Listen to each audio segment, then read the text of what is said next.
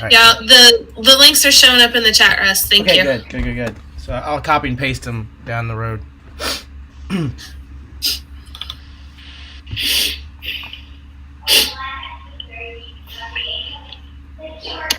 All right, good morning, JCPS. It is Thursday, and it is fitting that we have social studies, middle school social studies today for the virtual learning option for JCPS. And I am joined by Ryan New, the JCPS Social Studies lead, and Vincent Tinker and Rebecca Ingram, also on the JCPS Social Studies team. Jack Bosley, my partner, on the digital innovation team, and Molly Kent of DBQ, who will be talking the lion's share today about DBQ. So we are very excited to have those folks on today. So good morning, and thank you for joining us. And you may post any questions you have in the chat. Please look at the links that I just posted in the chat there. We've got a great new JCPS Social Studies website that's going to be integral to what we're talking about today. So please do check that out. And without further ado, let's turn this over to Peyton Manning superfan Ryan New. Oh, man. Well, thanks, Russ, for that. My name is Ryan New. I'm instructional lead for social studies here at JCPS. Rebecca? Good morning. I'm Rebecca Ingram. I'm the instructional coach for social studies. And I'm Vincent Tinker. I'm the social studies literacy coach. And we'll let Amali introduce herself here. Go ahead. Good morning, everyone. I'm Molly Kent with the DBQ Project. I'm part of their PD team. Awesome. And you know the one and only Jack Bosley. Morning, everybody. Zone 1 Digital Innovation Leader. Happy to be part of this morning. Excellent. So I'm going to go ahead and share my screen here, and we'll go ahead and get going. And as Russ said earlier, Amali's going to be able to walk us through a slight variation from SAVAS, right? So social studies is not using that as a resource across the district, and we've instead opted for a different tool. So let me get the captions on here. So this session is all about the middle school training, specifically around DBQ, document-based questions. We're going to talk a little bit about why we have made this transition. So unlike SAVAS, our platform is going to be the website that was referenced earlier, jcpssocialstudies.com. Not only will we be able to find the virtual option, and I'll show you where that is in just a second, you'll also be able to have access to all the other resources that we provide in the social studies. If you go to our homepage, you'll notice here that at the very top, there's a section that says virtual learning. This is right next to our curriculum tab, so you'll be able to go back and forth here. But today we're going to be looking at that 6th, 7th, 8th grade area here, right, for that virtual option. If you were to click on the 6th grade, it'll take you to a page, right, a landing site where you'll be able to scroll down, and this is going to be the first thing that you see. You'll notice here that one of the things that we're trying to shift to is making sure that what we provide as the virtual option really aligns to 3 major components. One is the Kentucky Academic Standards for Social Studies, passed in July of last year. We're trying to make sure that every bit of resource that we provide aligns well to those standards. The second is JCPS's racial equity policy. And the third is ultimately the civic mission for social studies, which is to produce great citizens.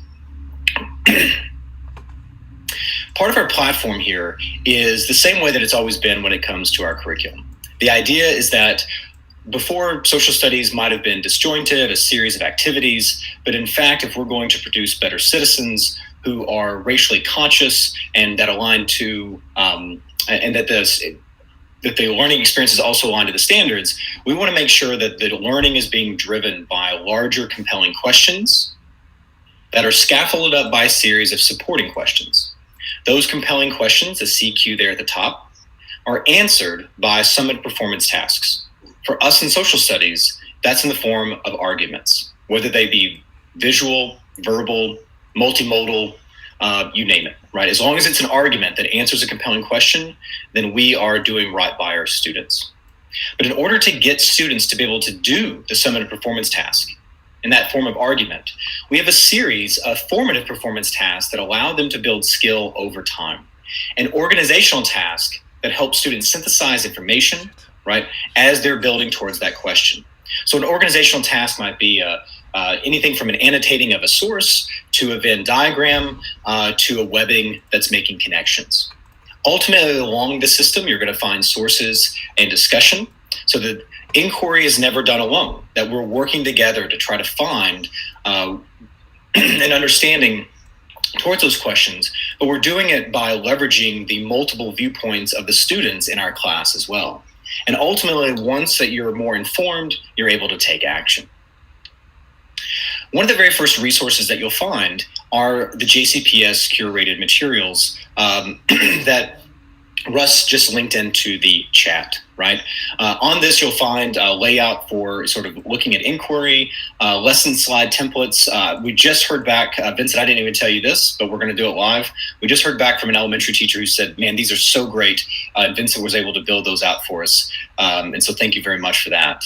We've got some organizational task slides as well. And the source analysis tool that brings in disciplinary and critical literacy. We'll talk more about that later on. And then ultimately a rubric that allows us to look at how do we improve the writing of our students, the thinking of our students around criteria such as, is it accurate? Is it clear? Is it evidenced? Is it reasoned? And ultimately here, we also provide an example lesson about how do you simplify sort of an inquiry-based lesson. But there's multiple ways of approaching it. And the one that we're really going to be looking at and leveraging well today is the DBQ 6-step method. Also underneath resources for virtual learning, our own IT3 support crew has given us some digital products for social studies, as well as we've linked in from our own website, digital resources and digital PD that might be able to provide some good background for understanding how to approach inquiry, how to approach the standards, and even how to lay the foundations for an anti-racist classroom. DBQ is going to be the bulk of how we're moving towards virtual learning. And the beauty of DBQ, as we begin our partnership with them, is that all the work that teachers do this year on DBQ will be able to be carried out in the years to come. So I know one of the big concerns is that if I spend a lot of time during this NTI period, how much of that am I going to be able to pull back into the classroom when we return to a brick and mortar setting? With DBQ, it's 100% there. We've already aligned all of these, all the DBQs to the disciplinary and inquiry standards. And here you're going to be able to access DBQ through Clever. So all teachers and students will be able to use Clever to access those materials. Rebecca and Amali will be going over today, actually, the professional learning and the office hours. So they'll be coming very soon so that you guys will have the ongoing support of DBQ throughout this year. And we've also linked in the online support tutorials and open demos there as well. And we'll go over a little bit more, Amali will, about how teachers can access DBQ and pull those in to their Google Classroom. The other group that we're sort of leaning on here is the Stanford Historical Education Group, also known as SHOG. Teachers will have to sign up to access SHOG materials. That sign up is free. They do not spam you. In fact, I still even have, I'm still logged in under my Boyle County account. And it's basically just a way of tracking who's going to be using their materials. So teachers will sign up for SHOG. They'll have to download those materials, which include PowerPoints and keys to their organizational task, student materials that have already been sort of curated and modified, and they sort of give you a script for the lesson, right? But students should not sign up on SHOG, right? This is only the teacher here. And the reason why we've gone with these two groups to build out a virtual learning option is because, as you guys know, a curriculum based on new standards takes some time to build. DBQ and SHOG help provide a lot of the background and materials, both curricular and instructional, that allow us to, or allow teachers to be able to see these and move immediately into the classroom with that instruction. Underneath the second section of our virtual learning option are the videos for virtual learning. So we've pulled in some videos here that are about anywhere from 12 to 16 minutes long. That's done by our team here in the district, looking at how do I read CAS for social studies? How do I prepare for state assessment? How do I scaffold inquiry-based learning? And how do I approach an inquiry-based lesson? We're hoping that these materials will help provide a good foundation. And then certainly after watching some of these, if you guys still have questions or would like Rebecca, Vince, and I to come out to your PLC to talk more about it, we're more than happy to do so. Additionally, DBQ will be providing us some materials, and we'll also be able to take what was done today and carve it up and put it onto the website so that, as IT3 says, you guys will have the power of pause to be able to look at this whenever you need to. These 3 boxes are still sort of like, we need to figure out what these are going to be, largely because we're literally creating them as we do it. It's like breaking the fourth wall here, right? That we're going to be doing this now. Finally, we've got some curated videos from the IT3 department about Google Meets and also other synchronous tools that we thought might be helpful. And you can also see here that the digital innovation leaders, right, for your different zones are linked in so that you can be able to contact them at your leisure. The third part of this is the curriculum for virtual learning. What we've done here, we've tried to be aware of KDE's assessment blueprint. We still have no word on what the assessment is going to be this year. We're still waiting to find out even what in social studies, what that field test is going to be and when it's going to be released. But ultimately, we need to understand that we're still trying to prepare our students and ourselves for this assessment. As I've marked here, the inquiry standards represent 50% of the assessment. The disciplinary standards each are weighted at 12.5%, and they're weighted equally. That means then that economics has the same weight on the assessment as history does. So we have to be aware of that, which means then that as we're building out this curriculum, what we've tried to do is condense down units so that they make sense under a supporting question, or under a compelling question, but that you'll still need to teach with the language of the standards. Just because you teach a DBQ or a SHAG doesn't mean, right, even though we've aligned to the standards, if you're not teaching with that standards language, which is ultimately going to be the language of the assessment, right, then we're really not preparing students in that same way. And ultimately, you may have to fill in gaps that are created in a chronological way. So being able to provide some context to the questions is going to be a paramount, but if you need support on that, we're more than happy to help. Finally here, once you move down to the units, you'll see that there's going to be a little drop down, right? We've tried to do this so that everything is on one page, right? Fewer clicks. Once you click on underneath, for example, and here we have the civilizations develop in the same way. Notice that this is actually unit 2 for the virtual learning option, even though it's a later unit for our traditional curriculum. Clicking underneath this, you'll be able to see how we've sort of curated both the DBQ project, looking at Ashoka here, as well as SHAG documents, right, under Was Ancient Athens Truly Democratic?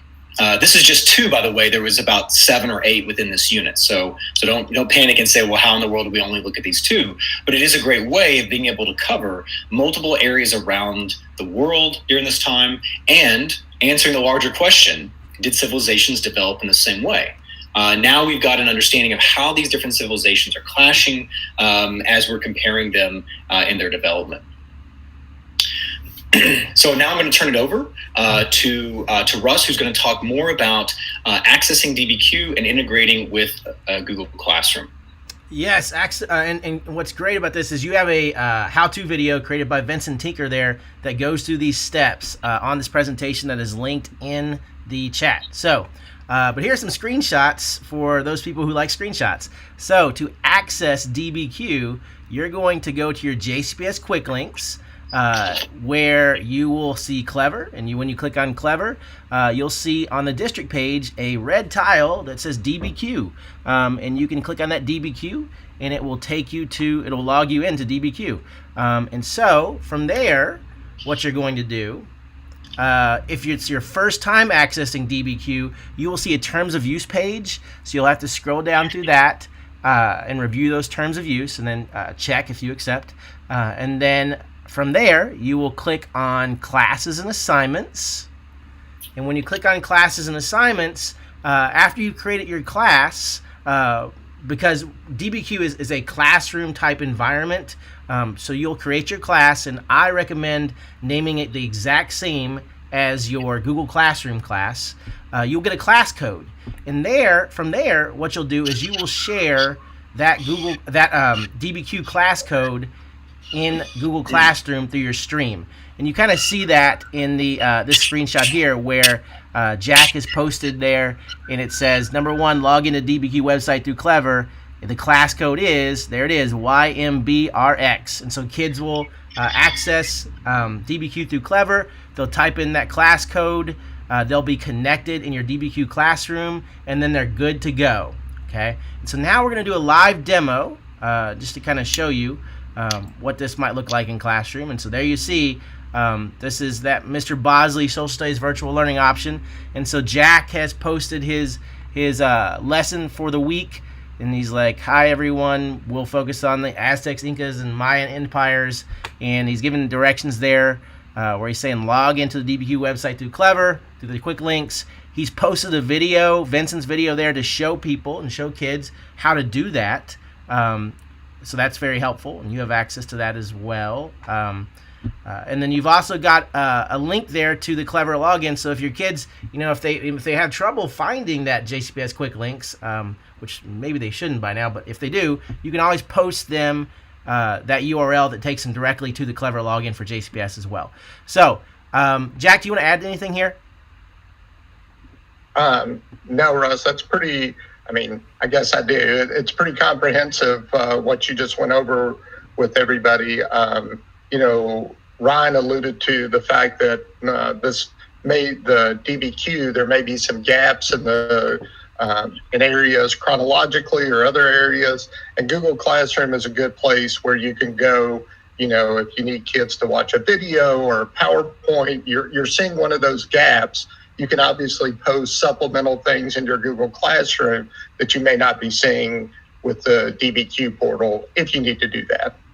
And what's great is Amali's going to go over the what DBQ looks like, what the nuts bolts of DBQ looks like inside once you get into that classroom in DBQ. All right, and then down here underneath, the other option that Social Studies is using for the virtual option is SHOG, which is the Stanford Historical Educational Group. Is that it, Jack? Did I say that acronym correctly? Yes, there it is, actually. Stanford History Education. Yeah, trying to get off mute, Russ. There you go. And so, Jack, we talk about what this kind of looks like, because SHOG is not a classroom-type environment, correct?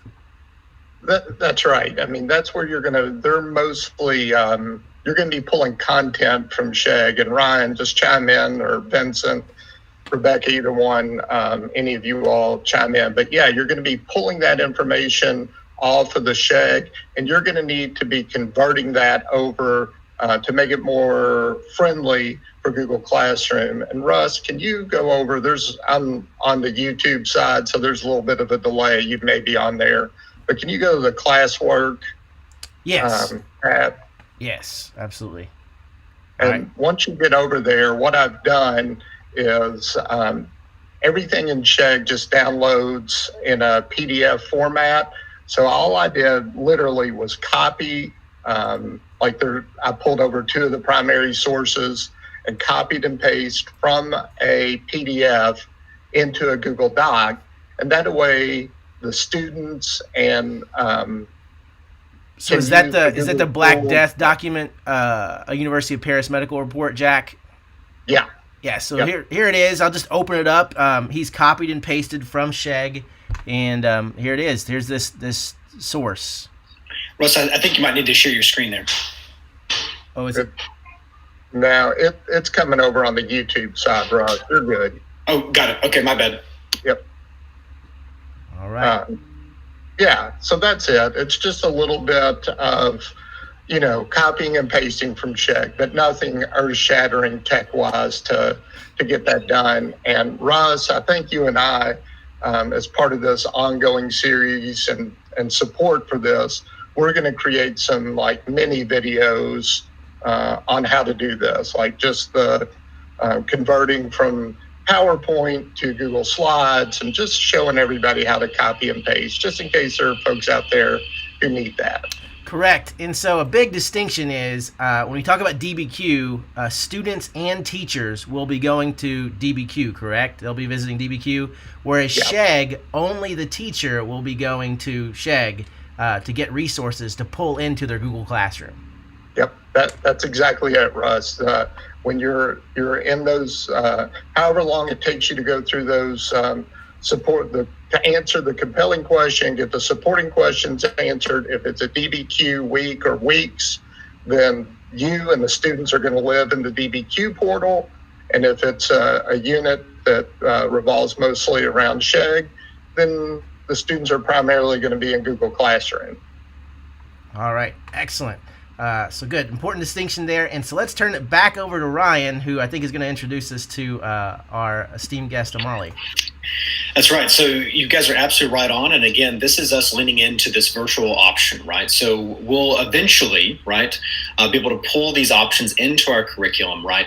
And so who I'm going to introduce you to next, Amali, she's going to be with us hopefully this year or the next year and so on, right, as we make DBQ part of our district. So Amali, welcome to our district, and thank you so much for being able to help us out during this time. Thanks, Ryan. All right, good morning, everybody. Let me really quickly just share my screen. Make sure you can see my deck as well as the DBQ online platform. And then I'll go ahead and get started. Russ, you can see that okay, right? Yes, yep, I see your screen. Perfect, okay. Perfect. All right. So again, as Ryan said, my name is Amali Kent. I'm part of the PD team at the DBQ Project. I'll be your first line of contact at DBQ if you need any kind of support. My email address is on the slide. I also want to take a minute and share another very important email with you, email address, and that's to our tech team, our IT side. This is a direct email. If you're ever working and, something is not going right or, you see something off, email them right away. They will call you back or email you or even hop on a Zoom and help you troubleshoot that problem. So once again, for any kind of technical support, please email support@dbqproject.com. So this particular session today, the purpose of it, and Ryan mentioned this earlier, is to get you all familiar with our DBQ online platform as a tool for remote learning. I also want to make sure that you're very comfortable with our methodology, which we call our 6-step method, as knowing that and understanding that helps you understand the platform, because the platform is built around the way we design our lessons. So that's kind of what we're here for. So to achieve that, we're going to break this session into 5 mini sessions, or like 5 parts. First, we're going to make sure you are familiar with the materials that you have access to, as well as that 6-step method that I mentioned. I want to take a minute and make sure everyone can, again, log on to DBQ Online through Clever. I'll show you what the student dashboard looks like, as well as the teacher dashboard. On the teacher dashboard side, we'll spend some time making sure you know how to create your classes, how to not only create, but customize the lessons, and most importantly, provide communication, feedback to your kids when they're not with you, right? Whether they're asynchronous or synchronous. We'll spend some time planning your first DBQ lesson. I have a lesson that I've already created. I'll show you some of the modifications I made to make it work for a remote setting. And then we'll end with reiterating, again, some of the supports that you have available for your implementation. So that's kind of how our session is going to be made up or sequenced. So again, housekeeping, if you're watching this live, if you have any questions, please put that in the chat box, send it. We'll make sure we address it. And if you're watching this later, again, you have our email. You have a wonderful curriculum team who knows the platform and the methodology really well too. So please, reach out with questions. Okay, so let's start with the first part, the materials and the 6-step method.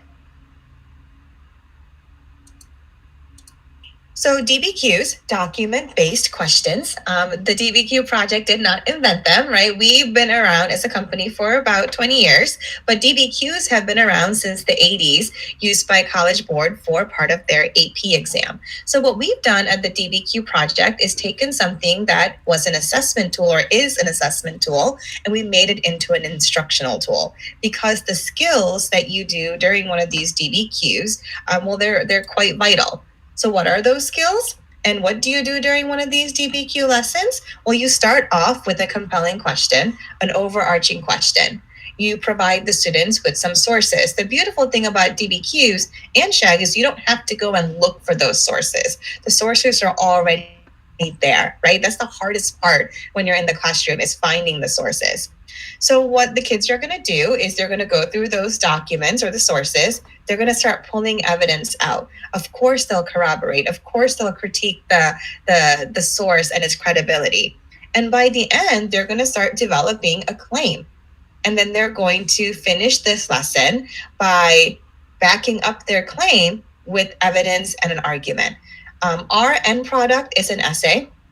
But of course, you can, do something else instead of that typical essay too. You can do a discussion board, you can do a flip grid, and I'll mention other ways you can modify these lessons as we go.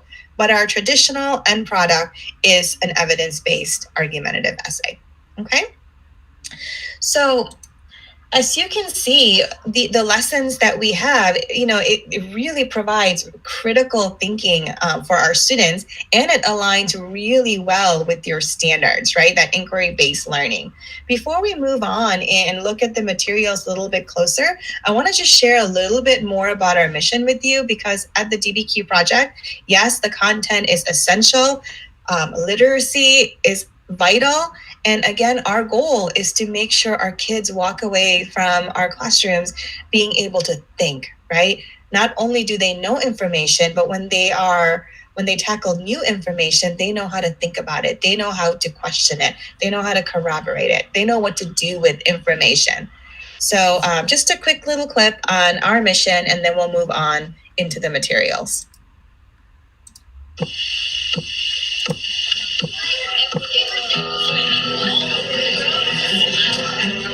The DBQ project grew out of our observation that kids at all levels needed to be challenged and supported at the same time, and that was happening unequally, not only in our classes or in our school, but now we know nationally. It really is, in my heart, a way to accelerate the achievement of a lot of kids who need accelerating, but do it in a very concrete way. A DBQ is a document-based question. This is an activity that has students read a series of documents, all of which shed light on a central historical question. And then once they've read and analyzed the documents, they then construct an evidence-based argumentative essay. A textbook just gives you the answers. It doesn't require any sort of knowledge. You just read it and it's there. But in the DBQ, it requires you to actually decipher it and learn something. So there's a huge difference. I think what defines us is that it's the clarity of the structure that we provide teachers, who in turn provide that structure to students. This is very intimidating for a lot of kids to do this open-ended thinking. Maybe they need to be coached and feel some confidence. From a teacher point of view, it's really good for those kids that kind of stand on the outside and may be having problems making the connection and analyzing the documents. They see other kids doing that, and, I can do this. The whole subject matter becomes alive and throbbing for the student and for the others. And that enables you to get invested and to participate. You have to go through your sources and put them in the buckets. So which one can go with the first bucket? Which one goes with the second bucket? Which one goes with the third bucket? Where you have evidence from that matches what your reasoning is. And you're like a detective. You're like, all right, so this happened. Wait, but this happened on the other day. And you're like, you try to like bring that together. You said it earlier. What is the feeling? It would be hard to just start by just like reading the sources and then just go straight into my essay. It's a lot easier to organize them and then take from that little sheet that we use bucketing and other organization techniques to then write the paper from that. The DBQ is traditionally used in AP classes, and what the DBQ project has done is scaffold the process in order to make it accessible to a wider range of students. There's a big push, obviously, a national push around the Common Core state standards. The DBQ project, I think, is one of the answers of how to get students to that level of thinking faster and more efficiently. So I started with a real guided, and then, like I said, broke away some of those guides for them, and they still continue to use. They used what they've learned. I think the most important skill or contribution that we make to a kid is confidence. We're giving all kids the opportunity to learn how to put together a presentable written piece. The goal is to get them to be lifelong learners, to get them to be excited about learning and about discovering new information. They feel that this activity has integrity. They feel good when they're through doing it. And I think more than anything else, that we are providing these kids with an opportunity to go on to whatever it is and know that, my goodness, at least in one important area of school, I was successful. So again, ladies and gentlemen, equity in education, a huge, huge part of our mission. And again, that critical thinking piece, right? So let's go ahead and look at our materials next. So in that video, you saw a lot of print material. So our materials, we have our print binders and we have our digital. So this whole training will be on using our digital platform. But whenever you get back to your school site, you might see these DBQ binders at your school site. A lot of schools in your district already has them. Just know that the content in the print binders is the absolute same content on our digital platform, right? You're going to see the same documents, the same background essays. Everything's the same. The only thing different about the online platform is, of course, there's some extra tools for scaffolding, and you can use it in a remote setting. A lot of teachers actually use DBQ online in their traditional classroom too, just because there's so many more tools for differentiation as well. Again, our time together today will be spent on looking at the DBQ online platform. So when you log into your platform, which we will in a little bit, you'll notice in your library all sorts of binders. You'll see binders that say document-based questions in American history or world history, and then you'll see MiniQs. So teachers always ask, well, what's the difference between DBQs and MiniQs? The short answer is basically the length. Our original binders that we wrote are our DBQ binders, that black binder and that green binder on the screen that you see. So I love the color coding there, Molly. It's like just reminds me of like the old school, like thinking back to my old elementary music class. Like you graduate from the red book to the green book to the whatever. So really cool color coding there, and it makes it really simple for a simple visual for teachers. Absolutely. Like purple is always, world history. The maroon is always U.S. history. So yeah, for sure.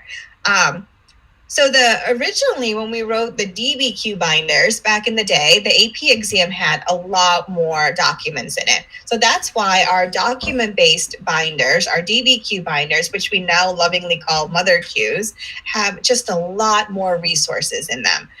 It's still fantastic. You'll notice not all the scaffolds are in there, but you'll have just access to tons of documents. I think the Sugar Trade DBQ has 26 documents in it. It's a lot.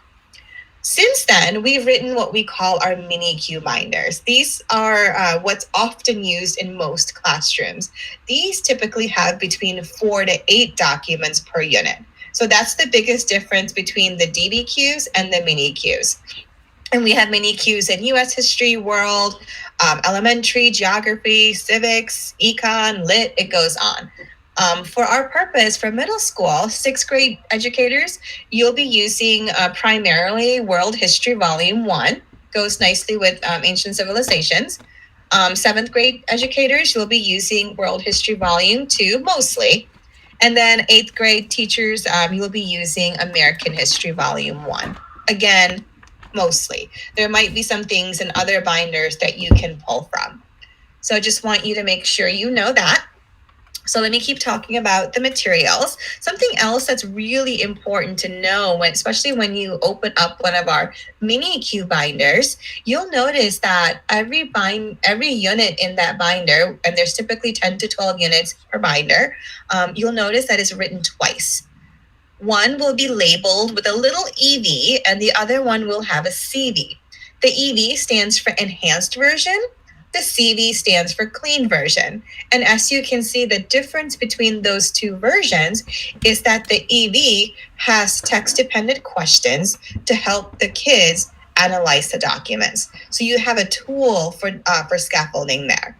Again, some educators start off with the EV version and they try to move them towards that CV version so they don't rely on the questions as much. But again, you have a choice of which version you want to use with your kids when you're using our MiniQ binders.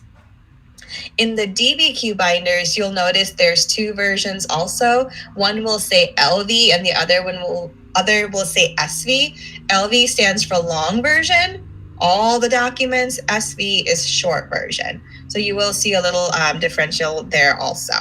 So again, EV and CV located in the MiniQ binder. One other thing that I want to point out before we start logging into Clever and looking at these binders actually on the online platform is that every student page that's in our resources has a matching teacher page. You're probably going, well, duh, of course, there should be, right? There should be like a teacher key. Well, our teacher page is a lot more than just a teacher key. Of course, there are answers to those supporting questions or those text-dependent questions there, but there's also skill builders, other activity ideas, and also content notes. So if you are new to the course that you're teaching, maybe you taught world history forever, and this year you're teaching American history, check out the content notes. There's fantastic information in there. Like if I had to teach an econ class tomorrow, first of all, I might cry. But second thing I would do is check out the content notes because there's just enough information in there that I can absolutely, fake it till I make it. So check out our teacher notes and the teacher side of our resources. Okay? All right. So one of the most important things I want to mention, again, is whether you're using our world history binders or our econ binders, you'll notice that 6-step method that I mentioned earlier is built into all our lessons. You're probably going, well, why do you have a 6-step method built into all your lessons? Well, part of it is that vertical alignment of skills, right? And the other part of it is there's a difference between assigning a kid's an inquiry and teaching kids how to tackle an inquiry, right? Sometimes inquiries don't always go well because the kids lack necessary skills to be successful. Sometimes kids struggle writing an argument because they don't know how to formulate an argument or even a claim. So we have our 6-step method built into all our lessons with the hope that, exposure to it over and over and over will help them internalize this process. So when they see a political cartoon in 10th grade, they won't even have to think about it because they've done this in 6th grade, 8th grade, and so on. Molly, if I could interject here for a moment. One of the things here that's so important in what Molly's saying, right, in their 6-step method is the idea of how long it takes to become a better writer. Writing is not something that you can just sort of pick up in 1 year or even over 3 years. It's something that is an ongoing process that even adults that I know still may say that they need to work on their writing. What I'll remind is not only does this make better thinkers and citizens, it's also part of what's going to be required on the K-Prep test moving forward. That students will be given 5 sources that they've never seen before. And they're going to have to synthesize those sources to use them as evidence to construct claims. So what DBQ is providing here is foundational, not just to good thinking, good citizenship, but also aligning to the state assessment. So for the first time, we actually have a state assessment that really actually reinforces that which we want to happen in the classroom as they are the best practices for social studies. That's a great point, Ryan. So we've just built on those writing skills over and over and over and again, right? Those vertical alignment of skills. So before we log in and look at a lesson and look at the 6-step method in action, I'm going to preview the 6-step method. We'll dig much deeper once we get on the system, but I just want to show you just the big picture of what the 6-step method looks like. So again, just a quick video of the 6-step method in action. And this particular video is going to be narrated by co-founder and co-author of the DBQ Project, Chip Brady. Hello, everybody. This is Chip Brady of the DBQ Project. I'm going to take you through a 4 or 5 minute exercise where I just kind of detail the different steps in the DBQ Project method. We'll use the DBQ online platform to kind of walk you through, and I'll use a MiniQ because it most clearly lays out the explicit nature of our teaching approach. We'll go into Volume 1 World History, and we will actually use the Fall of Rome DBQ. Don't worry about how to get here. That is a different screencast. In our work for the student, we'll focus on the student side. We always start with a cover page, which addresses the question here, and it gives a little bit of an overview and lists the documents. There's a lot of work to be done on this page, but it is not officially part of the step 1 or step 2 of our process. That starts when you hit the next page, which is a hook exercise. The hooks are meant to be interactive when you're in a classroom, and anything you do remotely, you should ask kids to dialogue if they have somebody in the room or a partner who can talk about it. And they're meant to be 15 to 20 minute exercises debating a particular task or situation. In this case, we're looking at America in the 21st century, looking at things that may be a problem that might actually lead to its decline. And what we want kids to debate there is whether or not which of these is the most significant or not. And again, we want to prime their thinking as they begin to lean their historical minds on into the idea of looking at Rome. So step 1 is the hook. Step 2 is the background essay. This is building contextual background for our students who might need a little more support, and it really targets the task. These are 1 page. We do a lot of active reading and on this, and often multiple reads. If I was doing this remotely, I'd focus on the audio support, and at least one of the reads should involve the audio support. But step 2 is the background essay. That is partnered in the EV version with background essay questions, which are text-dependent questions that might help students deconstruct some of the key ideas or concepts in these particular unit. Step 3 is what we call clarifying the question and pre-bucketing. And really it's 2 parts. The first part, if you look at it here, is looking at what are the words in the question and what does it really mean? So we always ask them the same way. What is the analytical question? What terms need to be defined? And rewrite the question in your own words. In this particular DBQ, what caused the fall of Rome, we're really defining fall. And if you look at our definition here, what were the 3 reasons most caused the decline of Rome? And of these, which was primary? This is really a student's own language and how to maybe frame the question. We want them to slow down and say the question in their own words, defining key terms. We then want them to predict the categories of analysis. So in this particular case, what caused the fall of Rome? We're hinting that the documents might produce 5 different causes or reasons for the fall of Rome. And all we want right here is reason 1, reason 2, reason 3, reason 4, reason 5. They don't know what the reasons are yet, but we're getting their minds primed to look for these types of things in the document. So step 3 is pre-bucketing and clarifying the question. Step 4 are the documents, and this is the bulk of the exercise. And if you look at the drop-down menu, you can see the pages that are here.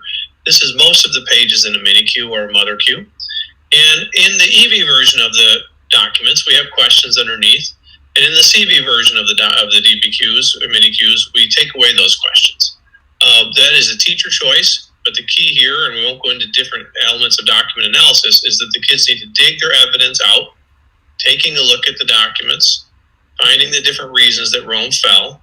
And once they spend their time doing that, we put them into the writing, really pre-writing phase. And step 5 of our process is bucketing. And bucketing, we actually have 2 things going on here. We want students to actually identify maybe reasons for the fall of Rome that they found in the documents, cluster the evidence like you have here. This is one possible example, although there's hundreds even within this little MiniQ of ways to go with this. And then develop a thesis statement based on these buckets. And so we pair the bucketing and what we call the chicken foot on the same page so students know that they are related. So step 5 is bucketing and the chicken foot. The last section, really, there's a couple of sections we move into the writing. And we won't go detailed into the writing structures, but what we want students to do is follow a constructed outline that gets to evidence-based writing, in particular with a clear thesis or claim statement, a clear topic, sentences, or subclaims, and evidence and reasoning in every body paragraph. So that's a summary of the 6 steps. Hope it is helpful. And throughout the training today, we'll definitely dig deeper into the 6-step method. We'll look at the 6-step method, maybe also in a remote setting. And if there's any questions, again, please feel free to ask. And you have some other resources and videos to dig deeper into the 6-step method as well. So what I want to do next then is move on into the online platform. Right? I want to make sure you all can log in. You know how your kids log in. You can log in through Clever, and then we'll start looking at creating classes, that kind of thing.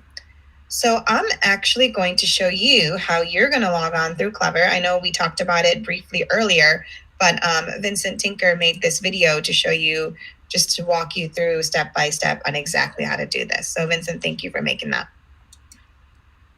To access DBQ Project through Clever, first you must go to the JCPS Clever page. Then you need to log in. I do this by clicking on Login with Google. That is connected to my Google JCPS account. Then it'll take you to their main page. You can find DBQ Project under District Page. Under District Page Applications, you can now see DBQ Project Online. If you would like this to be on your main page, you can select the little favorite heart button there, and it will now be on your main page in the future. To go into DBQ Project, just click on DBQ Project.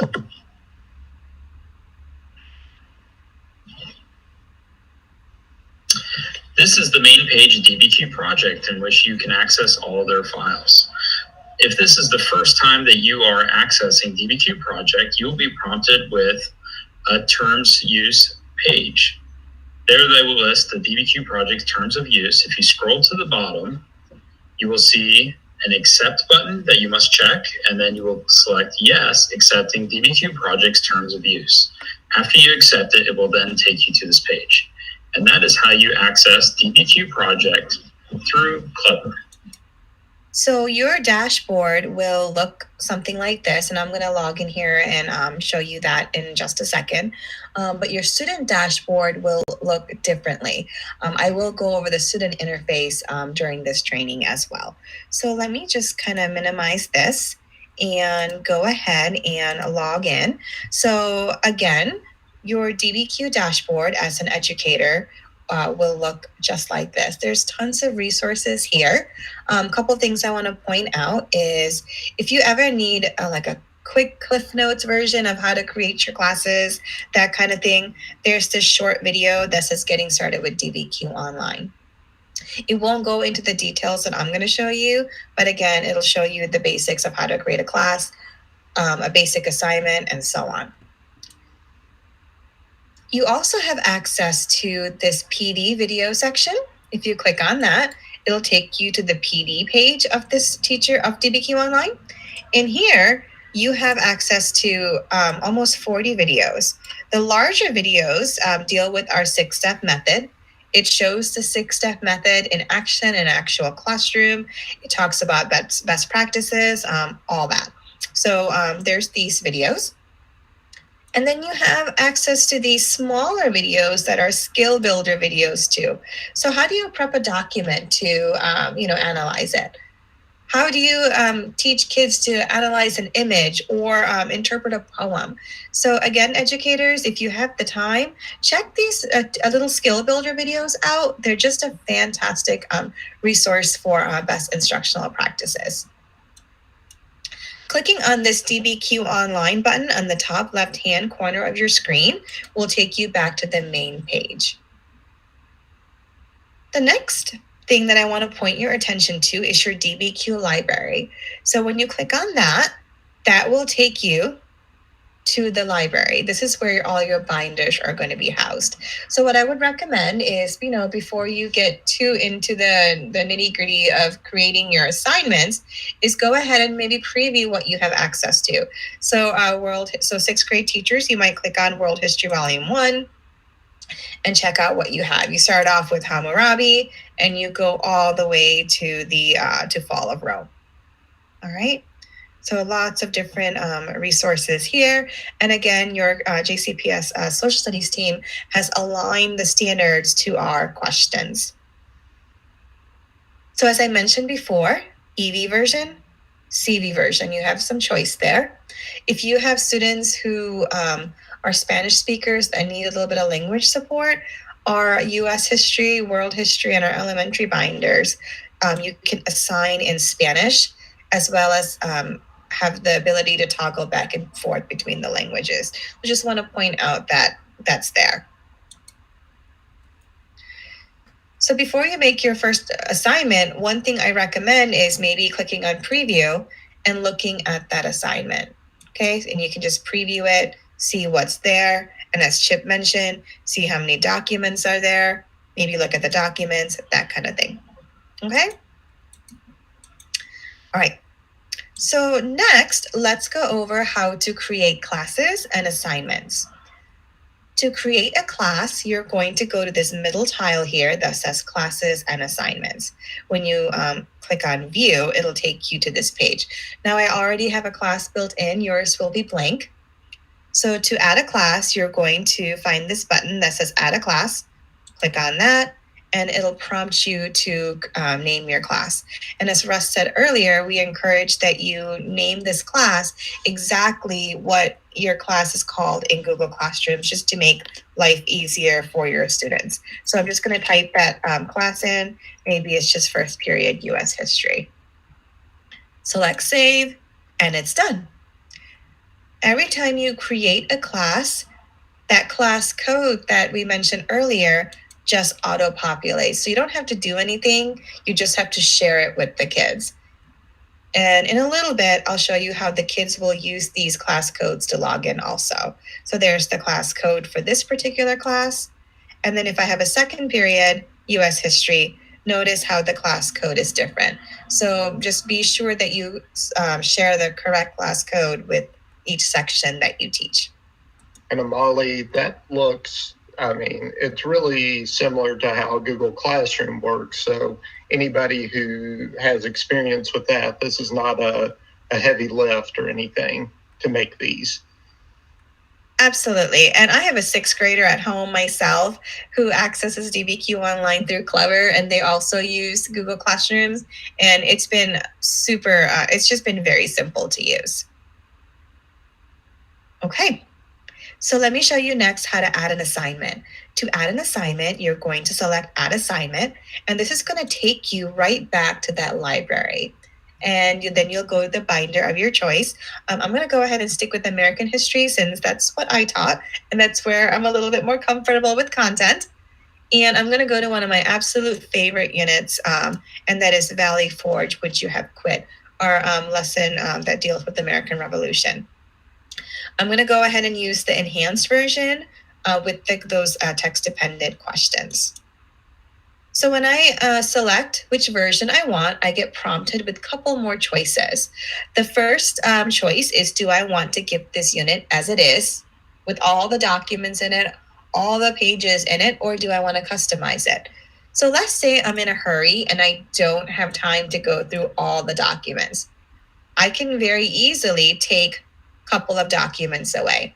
Now, educators, I do want to not caution you necessarily, but just to kind of just put this thought in your head about the fact that if it's an argumentative prompt, right? Hammurabi's code wasn't just. If you're eliminating documents, just make sure you eliminate documents for both positions, right? So you're not leading the kids towards a certain answer. So just be cognizant of that. So maybe I'll take 2 of these documents away. Maybe instead of using the comprehension questions, I'm having them do something else. So just with a couple of simple clicks, I can make this assignment look however I want it to look.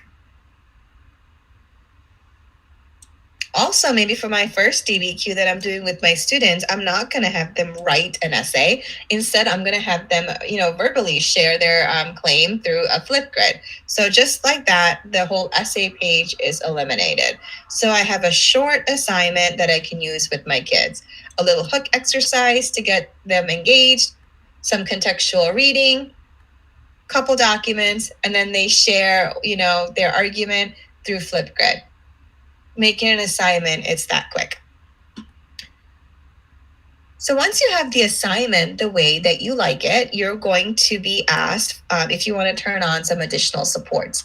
These additional supports are there also if you select the entire unit also. These additional supports do not change.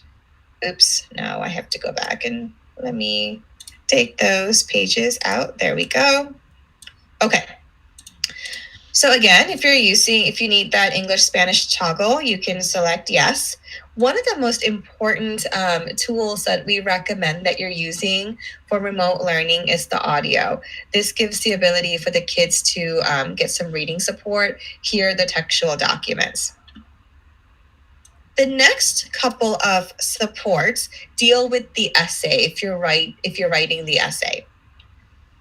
If you don't select these supports and you're writing the essay, the kids get a very standard essay outline, like the one that you saw in Chip's video dealing with Fall of Rome.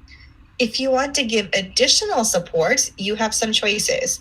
The first choice is, do you want to give the kids sentence frames or sentence starters to go along with their essay outlines? If you have some kiddos who really need some help with writing, or you want to model what good writing looks like, you can turn on the guided essay, which are the sentence starters. You can also activate the essay builder, which it's kind of hard for me to explain what the essay builder does. What I'll do is I'll show you in a little bit. So you can turn those on also. And if you want to show kids like a sample writing or like an exemplar piece, we also have sample writing also. Every lesson that's in our MiniQ binders come with 3 sample essay, a basic, a non-proficient, and then a higher proficiency. If you remember the Brady Bunch from back in the day, this is definitely Cindy, Jan, and Marcia. Sometimes Marcia can be intimidating, so check out the basic proficient essays also. They're very realistic, but we want to steer them towards those high proficiency essays also. Okay, so again, these writing supports are there if you're going to write the essay as well. We do have rubrics that are built in to our platform, but I know that you also at your district have a different rubric for performance tasks. I'm not sure if Ryan or Vincent want to say anything about that before I move on. Yeah, we've got, thanks, Molly. So we've got a new set of rubrics that we're looking at, and Vincent can go more into detail with this because he's created the video for this. But essentially, our rubric looks at these 4 criteria. Is the claim or the argument, is it clear? Is it accurate? Is it evidenced? Is it reasoned? Right? And we've got it, I sort of mixed up the order there a little bit. The first thing we're looking for, is it accurate, right? I mean, we're living in a civic time where, knowledge is being questioned constantly. So we're looking to make sure that students are providing accurate information, right? And then looking at how do we move then that accurate information to make sure that it's clear, right? And the use of language and how it works. And then we're looking at, well, what kind of evidence and how are they using the evidence when it comes to that claim or argument? And ultimately, what is the reasoning that is connecting that evidence to the claim? And so we actually have built that into the website. And so the website will be there. It'll have form and performance task rubric as a list, and we link that out. So if you guys need extra additional help with that, by all means, please reach out to us. Great.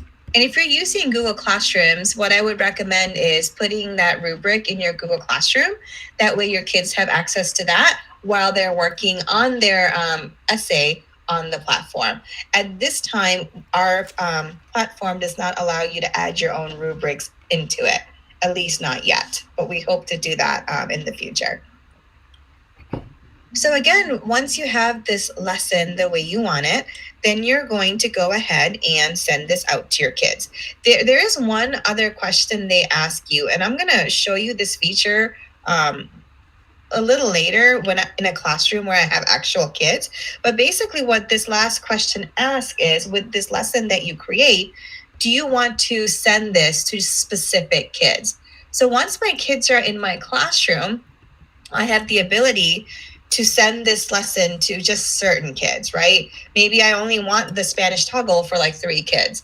So you have the ability to push out lessons to certain kids also. But I promise you, in a little bit, when I log into a different account with real students, I'll show you that particular feature again. So you make this lesson, and then you have 2 choices. Do you want to save it? Right? It's done. Or do you want to go ahead and push it out to your kids? For our purpose right now, I'm just going to hit save. That way it's not a live assignment, but it's created. Then I'll show you how to change a draft assignment that's saved into a live assignment that your kids have.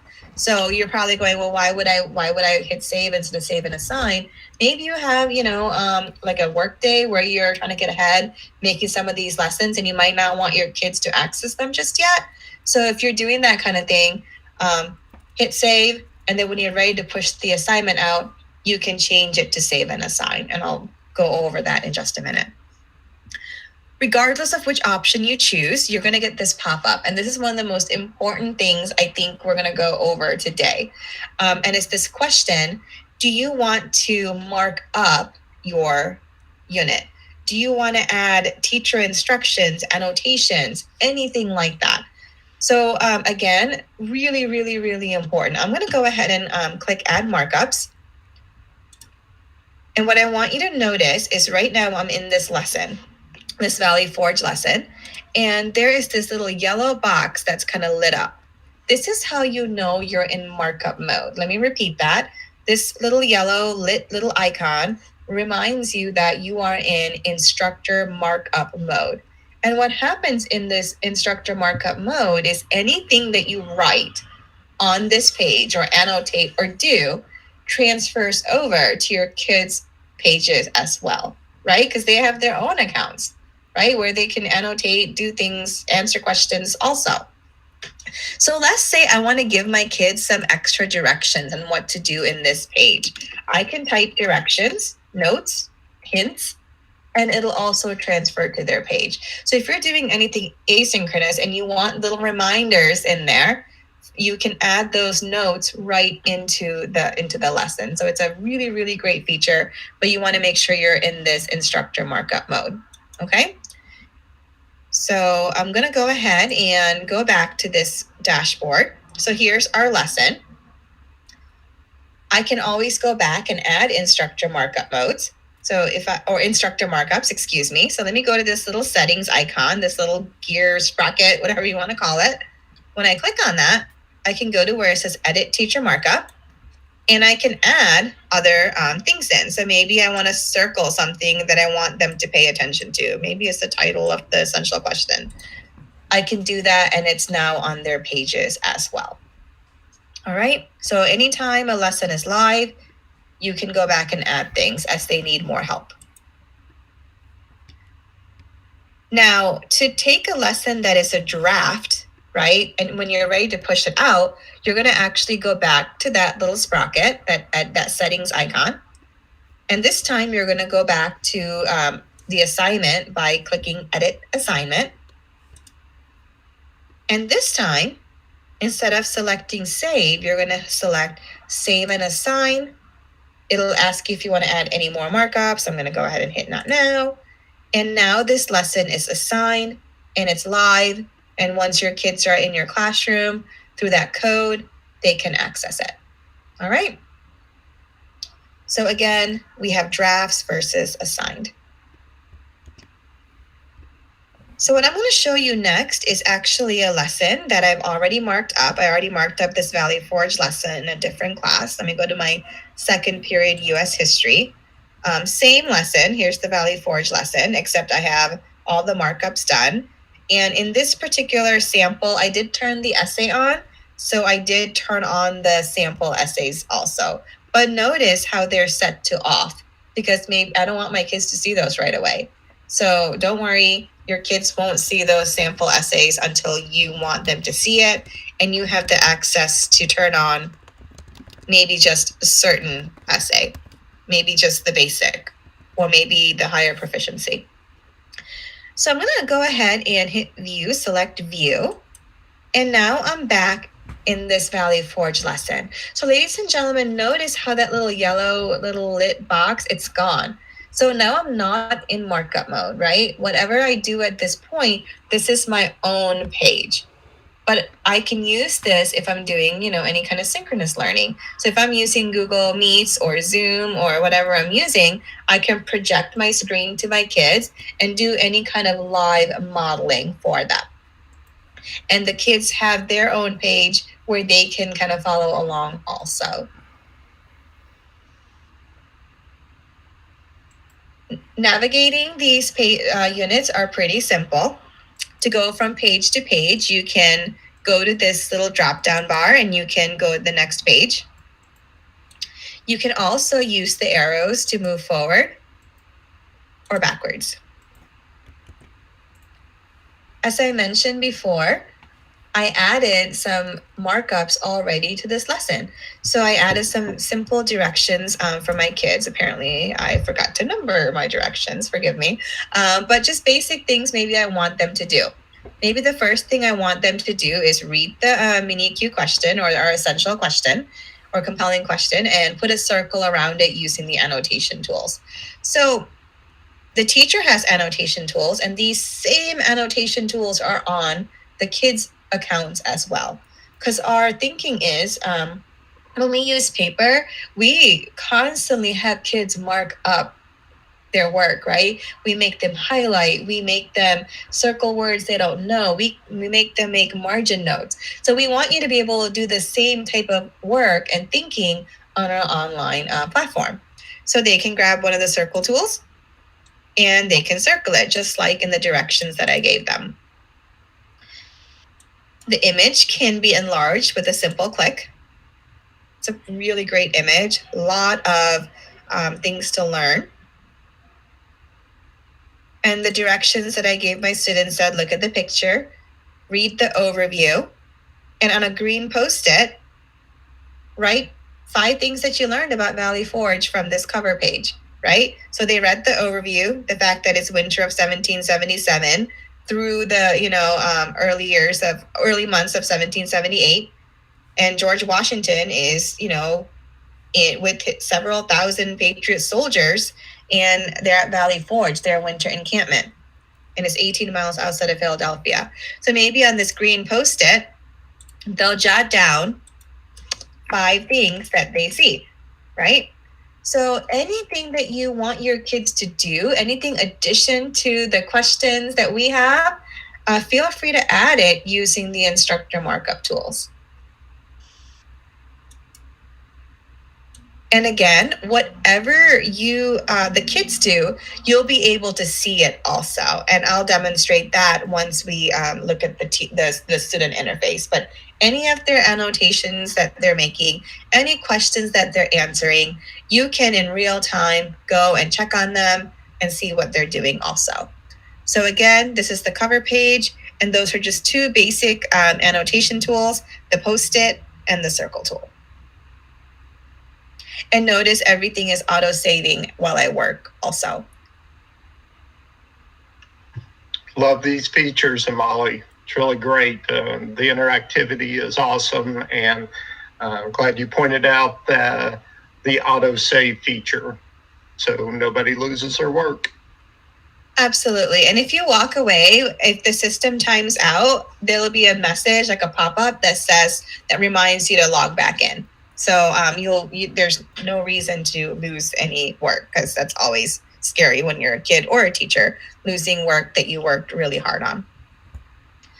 So the cover page is the first page that the students would see, and educators notice that, since I'm on a teacher account, I have my teacher notes right there. I can toggle very quickly, right? So there's always these teacher notes also. And it's just toggling back and forth. So the first step in our 6-step method, as Chip mentioned, is a hook exercise. We always have a little hook exercise to get the kids talking, get the kids excited about the topic. And in this case, let me backtrack. This particular DBQ, as I mentioned, is one of my absolute favorites. Every year, my kids loved it. It was their favorite too. And it's a little unique because there's a hint of a narrative element to it, because you're looking at everything through the perspective of a colonial soldier. And to warm them up to that idea of looking at this historical event through the perspective of a soldier, in this hook exercise, we have them look at this particular scenario through the perspective of this gentleman named Uncle Levi, who's a Quaker. And they have a little conversation here as, if you are this Quaker Uncle Levi, who would you sell your, goods to, right? You have all these things like butter, potatoes, things to sell. Would you sell to the colonial army that's nearby, or would you sell to the British army, that's somewhat nearby also? Because we really want them, again, dates, facts, all that is really, really important, right? But we also have to remember the stories, the people, the perspective. That's vital also. So again, in this hook exercise, they kind of have to decide based on facts, based on evidence, what would they do? Who would they sell their food and their goods to? So that's the hook exercise for this DBQ. Again, we recommend doing the hook exercise in a synchronous setting. If you have breakout rooms in your Google Meets, this is a great place for them to work on the hook exercise, right? And then come back as a class and debrief. There are questions typically in the hook exercise to drive the discussion. Notice there isn't like a text box for the kids to answer the questions. Let me actually go forward. In the documents itself, there are text boxes built in to type their answers. In the hook exercise and in some of our other pages, there isn't. And the reason why we did that is because really certain pages, it's more prep work than work where the kids are work that should be graded, if that makes sense, right? One thing that we really believe in is that the hook exercise might not be something that you grade, because it's really the purpose of it is to get kids talking, right? You haven't done too much, really any direct teaching with this hook exercise.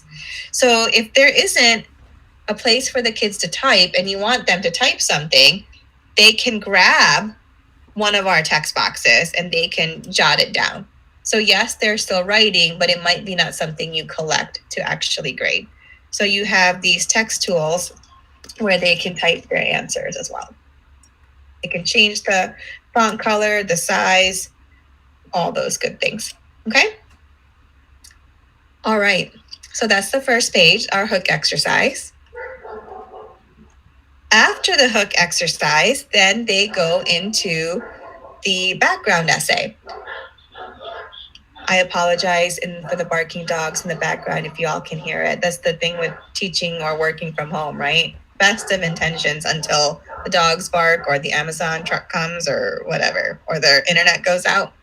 Anyways, so the hook exercise, 15, 20 minutes, there to get the kids talking.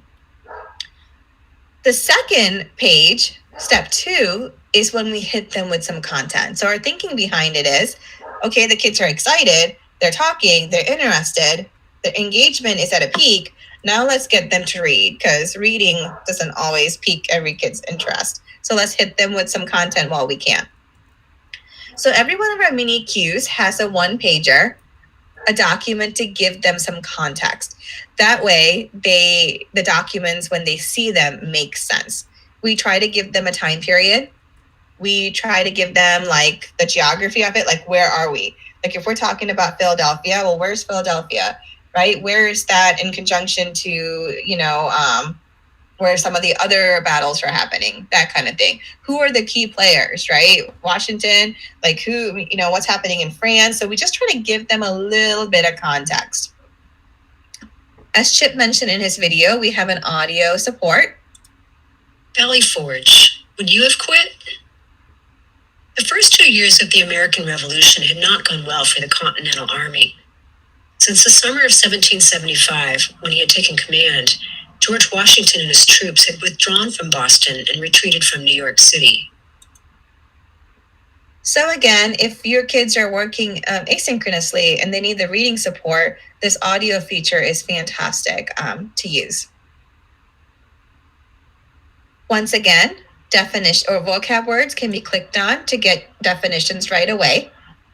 And depending on your internet browser and its settings, you should be able to highlight, right click, and look up definitions that way also for any word, since our platform is browser based. Once again, those teacher notes, educators, you can toggle very quickly to and check out. And with the instructor markup, you can give kids additional directions. So maybe one of the things I want my kids to do with this page is read it twice. The first time, I want them to just focus on the big picture, just focus on understanding the content, just listen. And the second read, I might give them a task or an active reading task to do. One of my favorite things to have my kids do is, because they're so into social media, is have them, write a couple of hashtags in the margins, right? And then maybe underline the content that matches that particular hashtag. So maybe for paragraph 1, a kid might say, you know what, they're losing a lot. This is a lost cause. That might be their hashtag. And they might, with the freehand tool, which can be used to highlight, because you can change the transparency and the width of the pen, they might say that, right, they lost General Howe already marched on the capital of Philadelphia, so they can prove to me why they made that hashtag. So educators, yes, we have, text-dependent questions and comprehension questions, but if there's any reading strategies that, anything that you use, feel free to add your creativity into any of these pages with that instructor markup tool.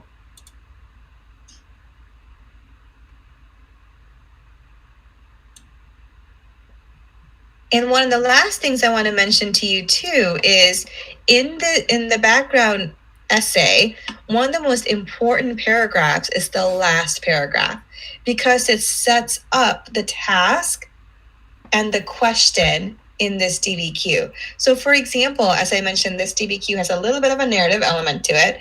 It says that, you're a soldier, your 9-month enlistment is coming up. General Washington needs you desperately. You have, an aging mother at home. What are you going to do? And they have to decide based on what they're going to see in those documents, right? Because it's an evidence-based essay. They can't just say, I'm going home because of all these reasons that aren't supported in the documents. So I just want to mention that this last paragraph is a paragraph that you might want to spend some time looking over with your kids. So again, the hook exercise, 15, 20 minutes, maybe less. Background essay, depending on the age, might take 20 minutes, but sometimes, more like 30.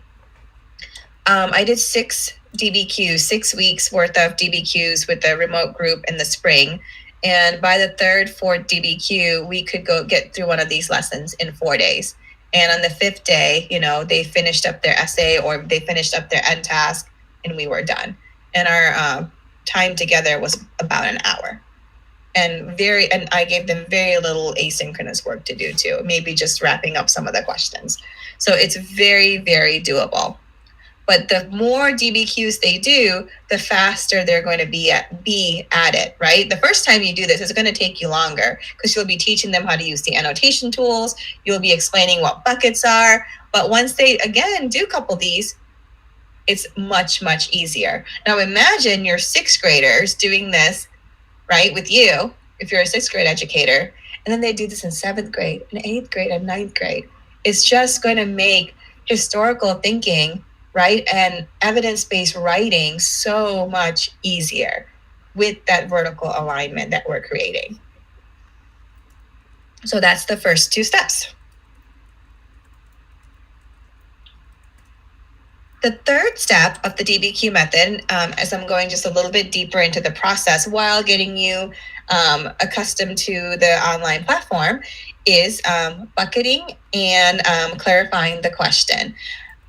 In my opinion, I think this is the most important step in the process because it'll make or break your lesson. So the first part of this lesson, or step 3, we spend some time making sure the kids understand the question. What's our compelling question, right? So first they identify it, right? Our question is Valley Forge, would you have quit? And then we ask them, are there any words that could be tricky? Any words that we need to ask ourselves, well, what's the context, right? Is it a multiple meaning word? Like in this particular situation, what do we mean by this word? And most kids might say, well, Valley Forge could be tricky. It's not a battle, it's actually a winter camp. And the word quit might be tricky, right? What does quit mean? Are these soldiers are they going AWOL? Are they deserting? But it's really not, because the background essay said this soldier's enlistment was coming up. So we just have this conversation and we give them kids a reason to look at the question closer. Because as educators, we often read kids' work and we go, what the heck is this kid talking about? And it's because they misread the question.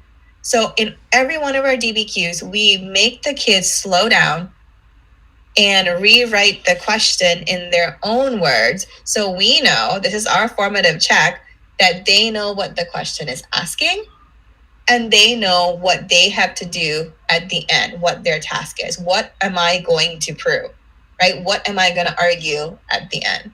That kind of thing. So that's the first part of step 3. And again, super, super important in my humble opinion. Then we also introduce buckets to our kids. At conferences, we're always known for our buckets. I don't ever want to be called a bucket people or anything like that, but we are known for our buckets. If this is an informational DBQ or an expository DBQ, like why did Rome fall? The kids might see 3 buckets, 4 buckets, 5 buckets, and every bucket represents a reason why Rome fell, right?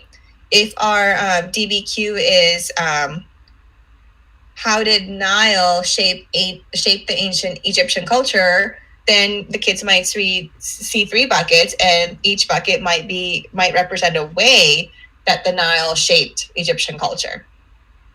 But this particular DBQ is not an informational or an expository prompt. It is Valley Forge, would you have quit? Or if you rewrite the question in your own words, it's more of Valley Forge, would you go home or would you choose to re-enlist? That's really the question. So each bucket represents an answer. We have our bucket for yes, I would re-enlist. Let's make this green.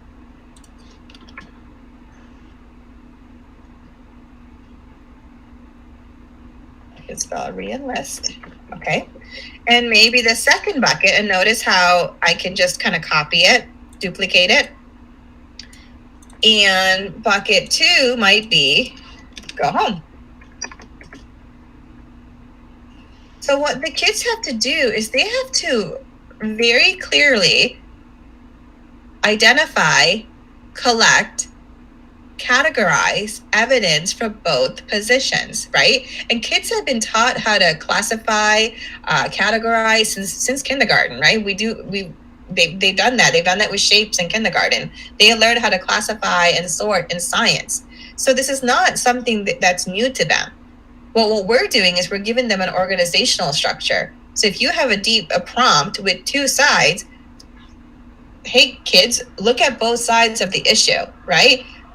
Collect evidence for both, then take a position on it. Don't take a position on it and just look for evidence to support your position. Look at both sides, take a position, and back it up with evidence.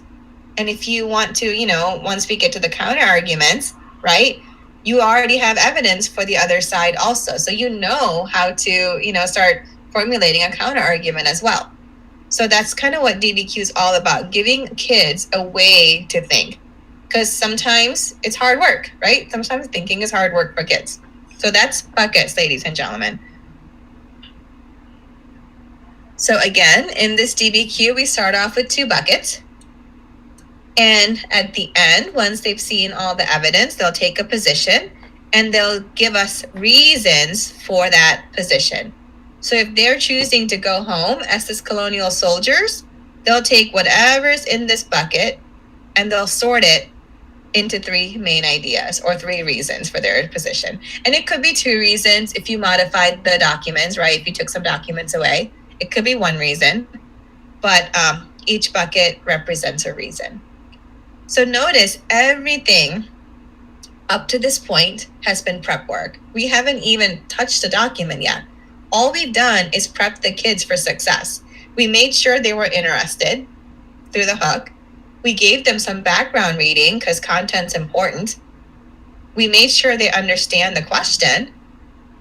And we make sure that we prime their mind, or they frame their mind to collect evidence. So first 3 steps of the DBQ 6-step method is all prep work. And we have these annotation tools, again, to help the kids mark up the page. Once that's completed, then they're going to go ahead and go to the documents. As I mentioned before, if you turn on the Spanish toggle, you can go back and forth, which is really, really great.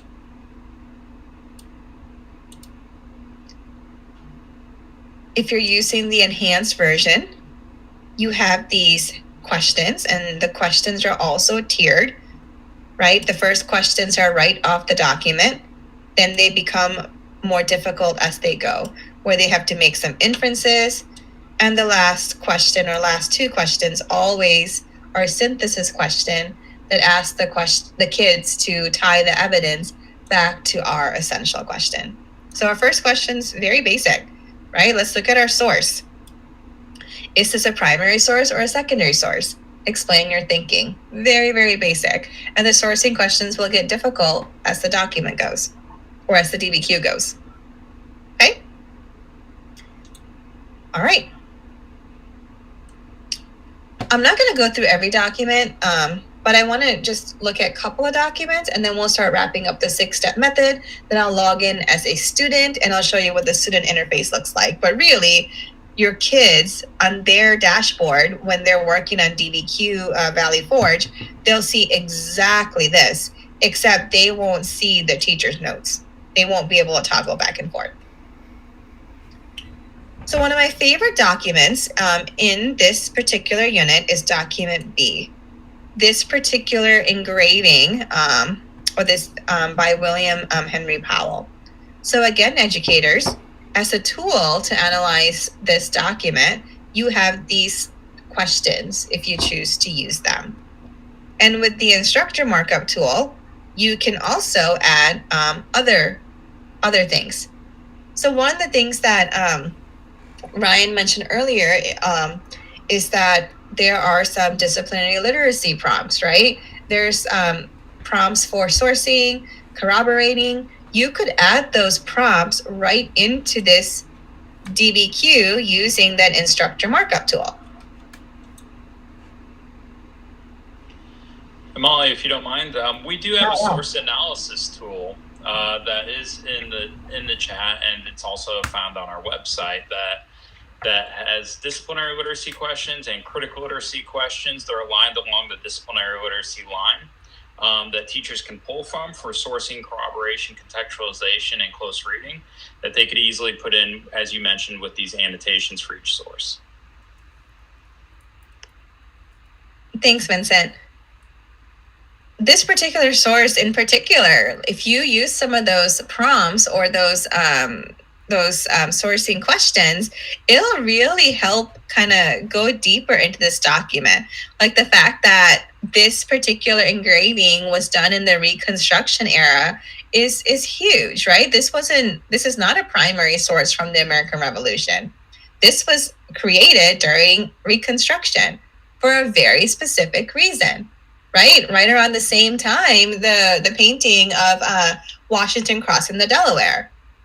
So, I mean, kids have to think about, there's a reason why Washington looks like this in the middle. Yes, he was tall, but I mean, he's portrayed very stoic for a reason.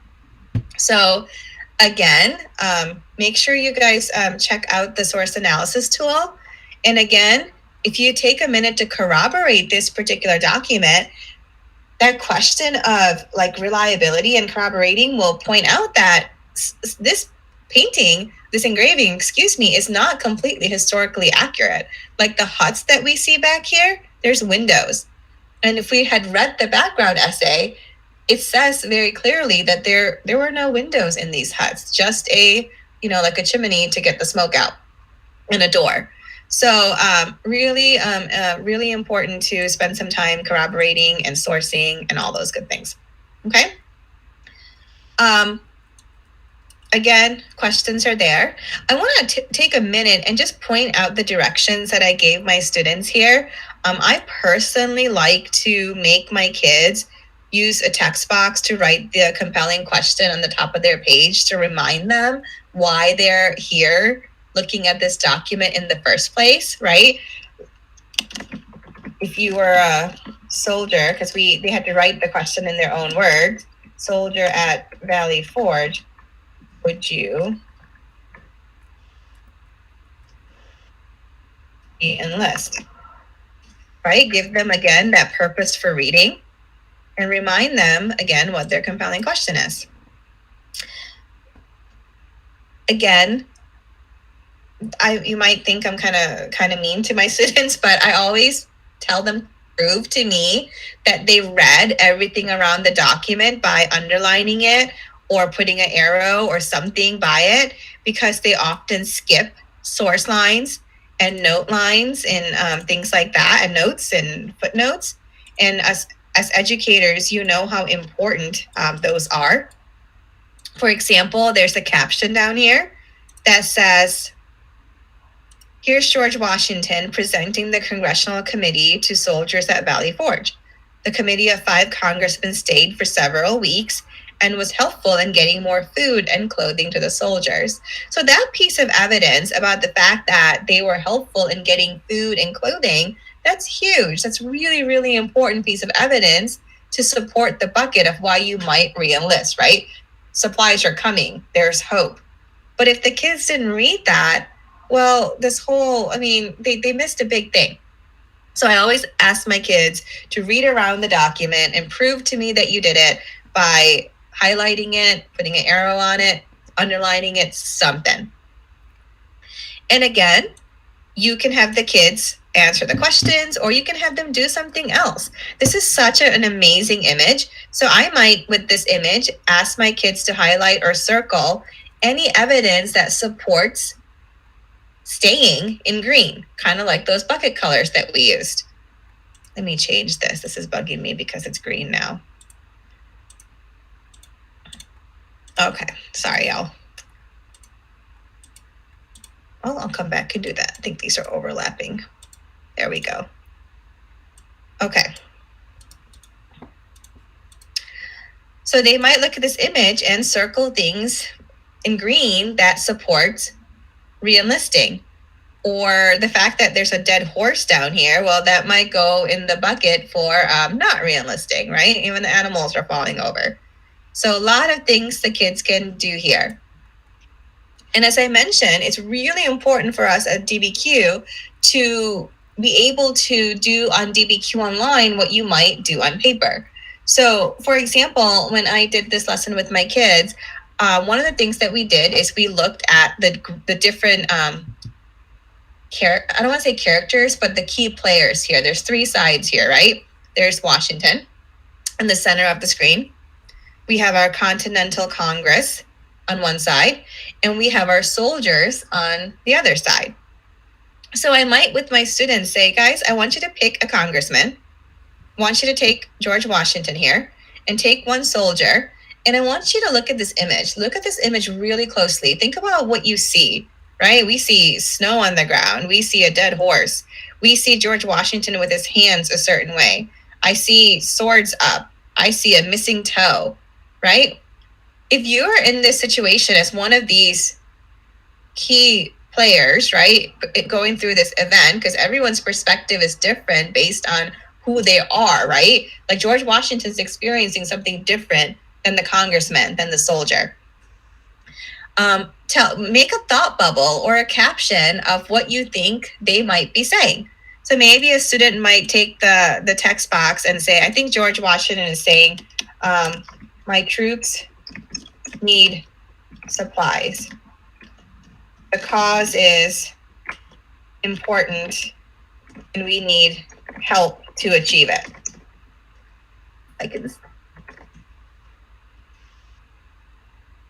Right? Maybe that's what George Washington is saying. And the other day I had a teacher who asked me, how come there wasn't spell check? And I'm like, there is spell check, I promise. It's there. So maybe that's what George Washington is saying. And then they can use the freehand tool to go ahead and prove that this is what George Washington is saying, right? Maybe it's a thought bubble, maybe it's a caption bubble. So again, educators, anything that you do that you normally might do, feel free to bring those ideas into these documents, okay? So just 2 quick things that you can do. You can make them highlight evidence. You can have them answer the questions. You can have them create thought bubbles or caption bubbles on what the different key people are saying. Lots of different options for document analysis. It doesn't just have to be answer questions and make these documents into very painful worksheets, okay?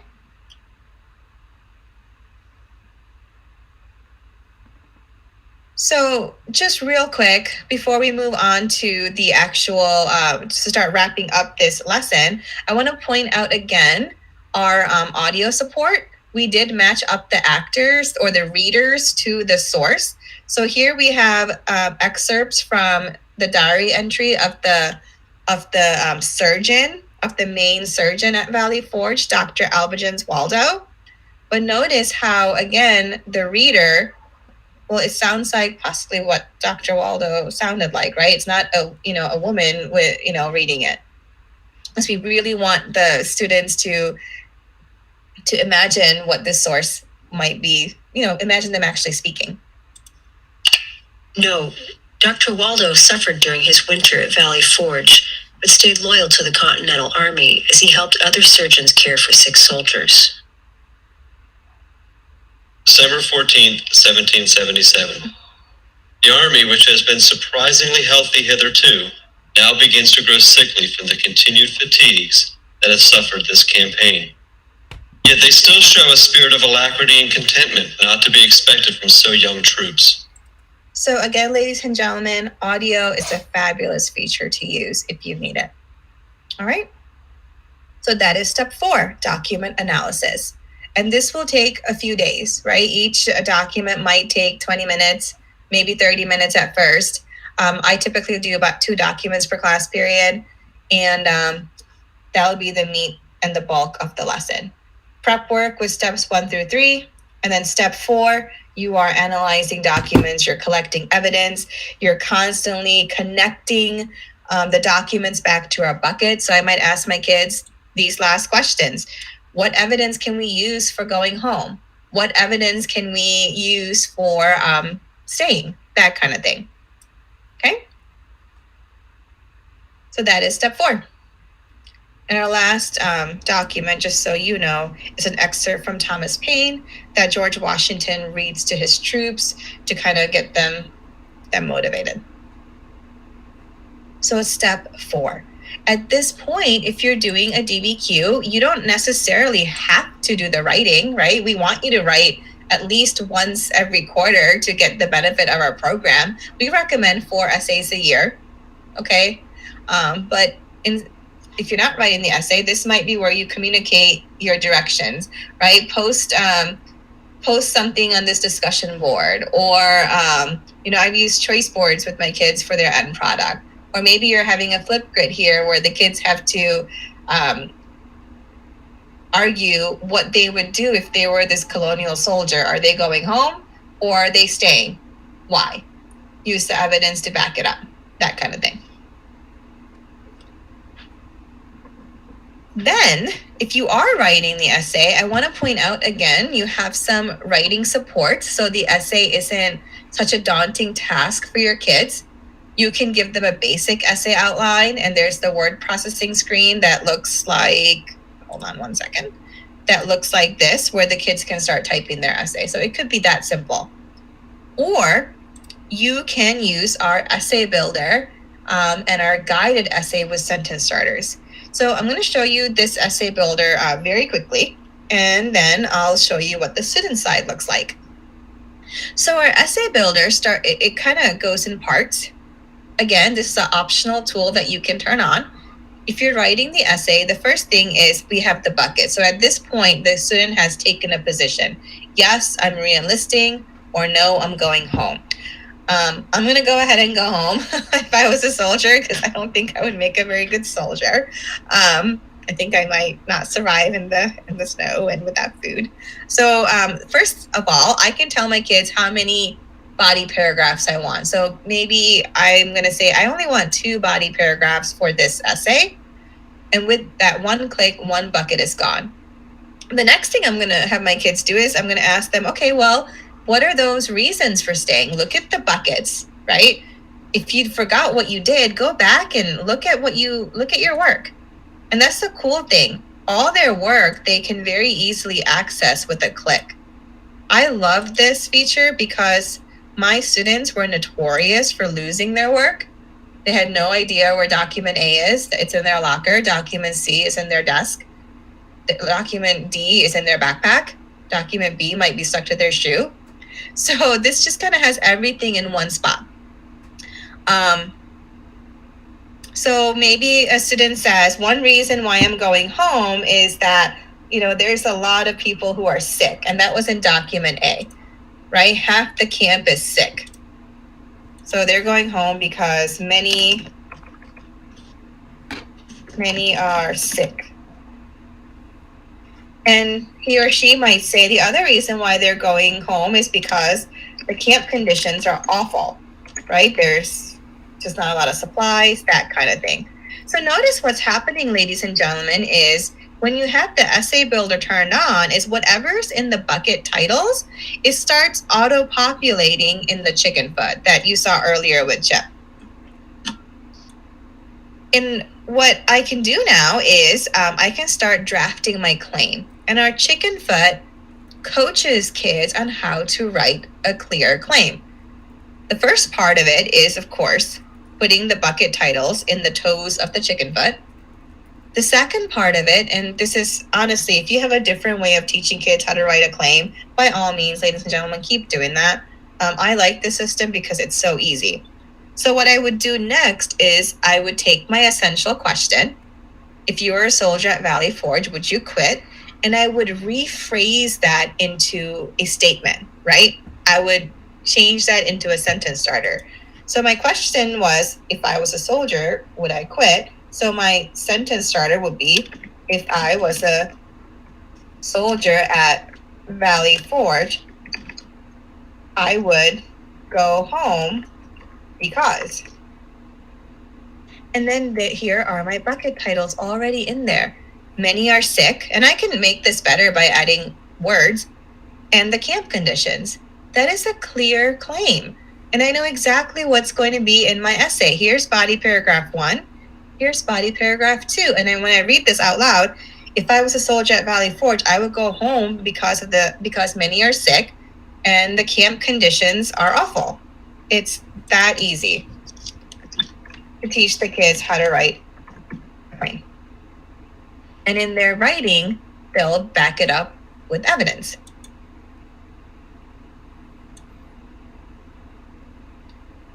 For our kinesthetic learners, they can drag and drop the documents right into the buckets, right? So document A was all about the sickness and the deaths at Valley Forge, which we didn't look at. Document B has information about the conditions, and so does document C. So now my kids know exactly which documents they need to refer to. And once this section is done and they have a thesis started, they move on to the next section.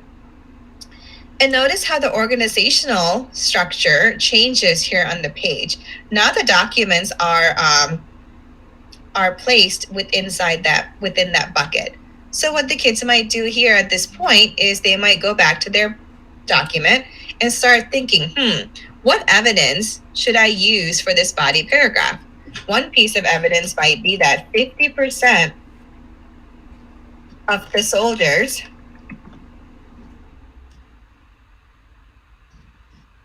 are sick at Valley Forge. Come on, spell check. Help me out. Are sick, right? And that's right from document A. So again, they can start pulling out the best evidence. Same thing for camp conditions.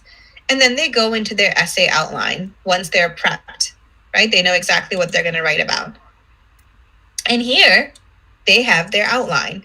But I turn on the guided essay with the sentence starters. So kids also have sentence starters to help them. Oh, maybe I didn't turn it on. Oh, just kidding. I didn't. But what is cool about this essay builder, though, is whatever they write here, it actually auto-populates as a paragraph. You know what, ladies and gentlemen, hold on. I'm going to go ahead and get out of this real quick. So right there, something happened, right? I had a plan, and my plan was wrong, right? Like I forgot to turn something on. So here's how cool it is. I can go back, even while the kids are working, because I realized I didn't turn something on. I could edit the assignment. And I'm going to very quickly turn on the sentence starters because I forgot. Save and assign it. And let me go back. Let me go back to the essay builder. I was here with the outline. Whew, crisis averted, right? Now I have my sentence starters here.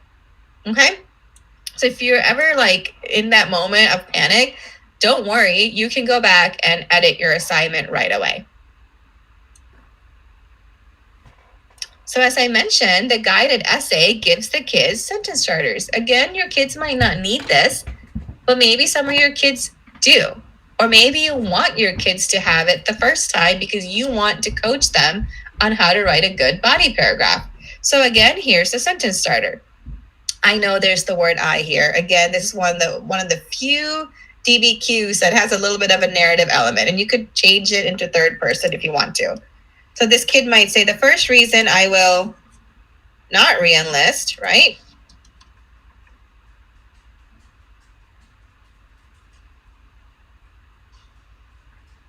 Not re-enlist is due to all the sickness and deaths at camp.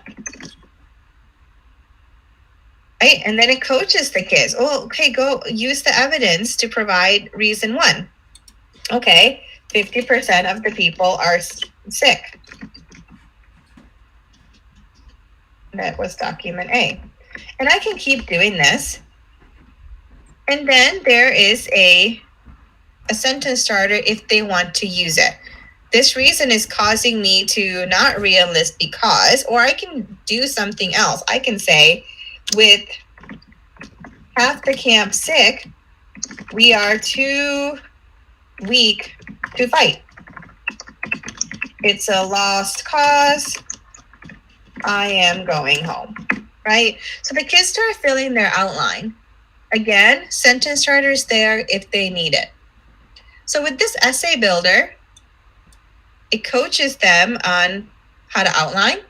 But what's really cool is once that section is done, they're going to click build paragraph.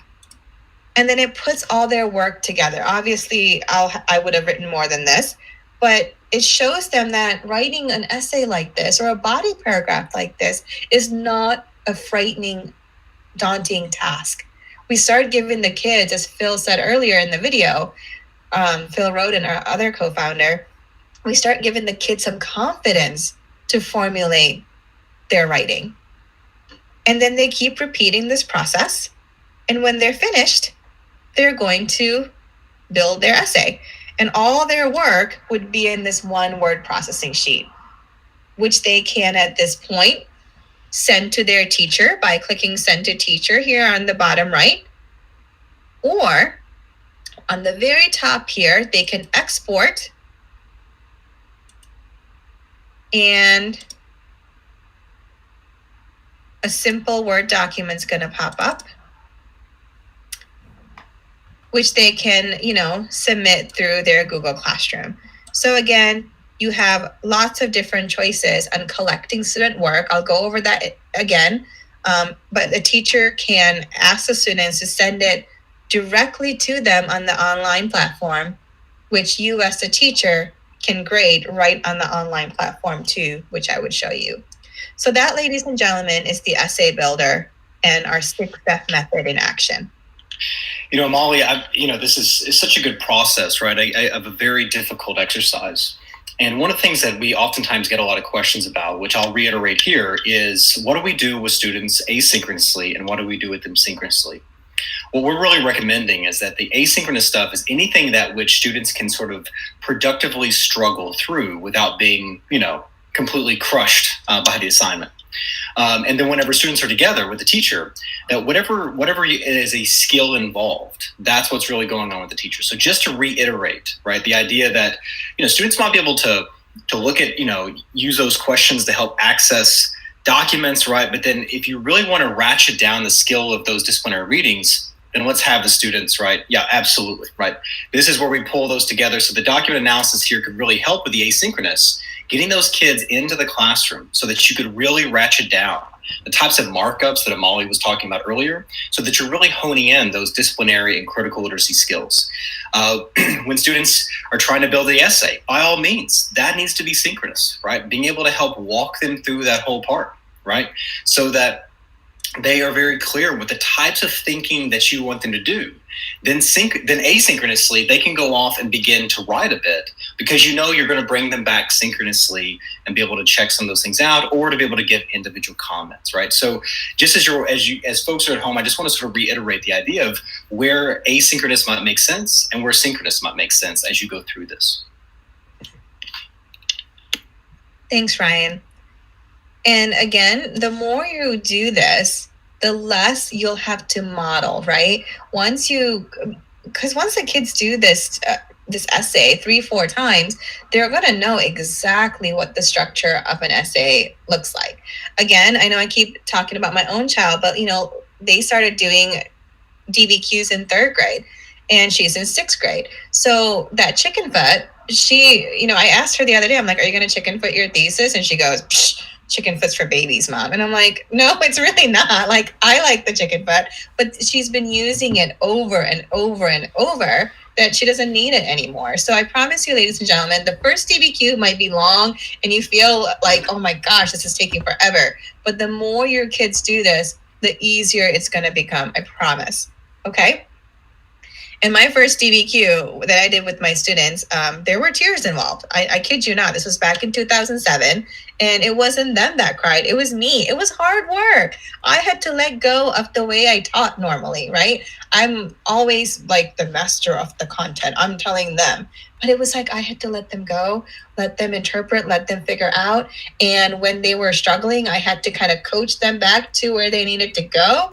So it is a little bit of different way to go about instruction. But the more you do this, the more comfortable you become and the more comfortable they become.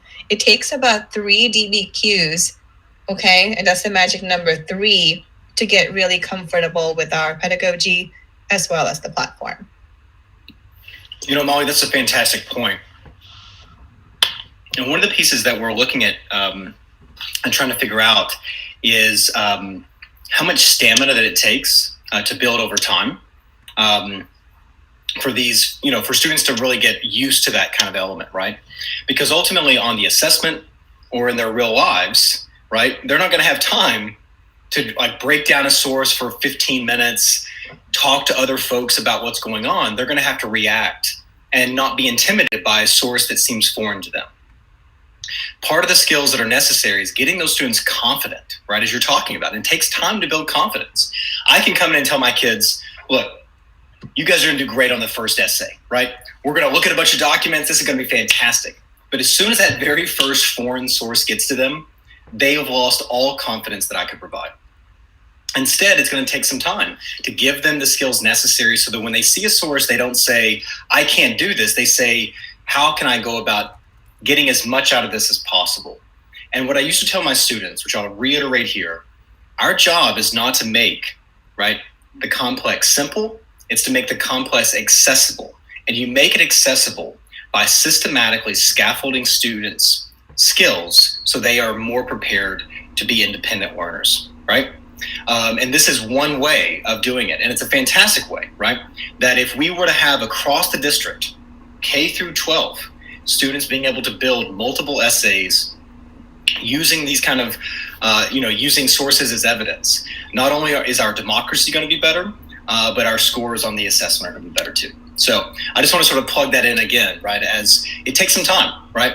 And it's like an instrument, right? The first day that you start to learn a new instrument, it all looks intimidating, especially when you see someone else play it, right? And you're like, I've got to do this too.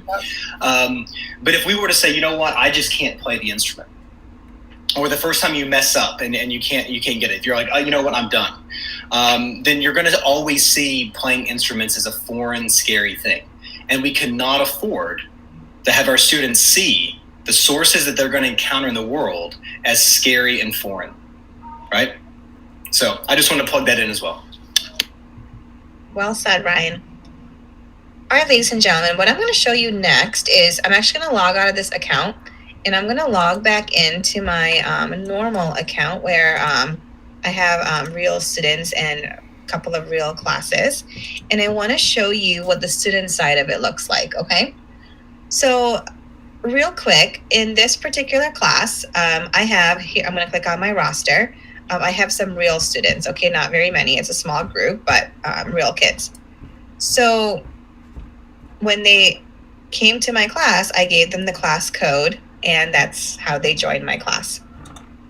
When I make assignments, once my kids have joined my class, what's really neat, and I'm going to do this super fast, I'm just going to randomly grab an assignment, is when I have an assignment, when the kids are in my roster, I have this ability to push it out to just certain kids, which is a really fabulous tool.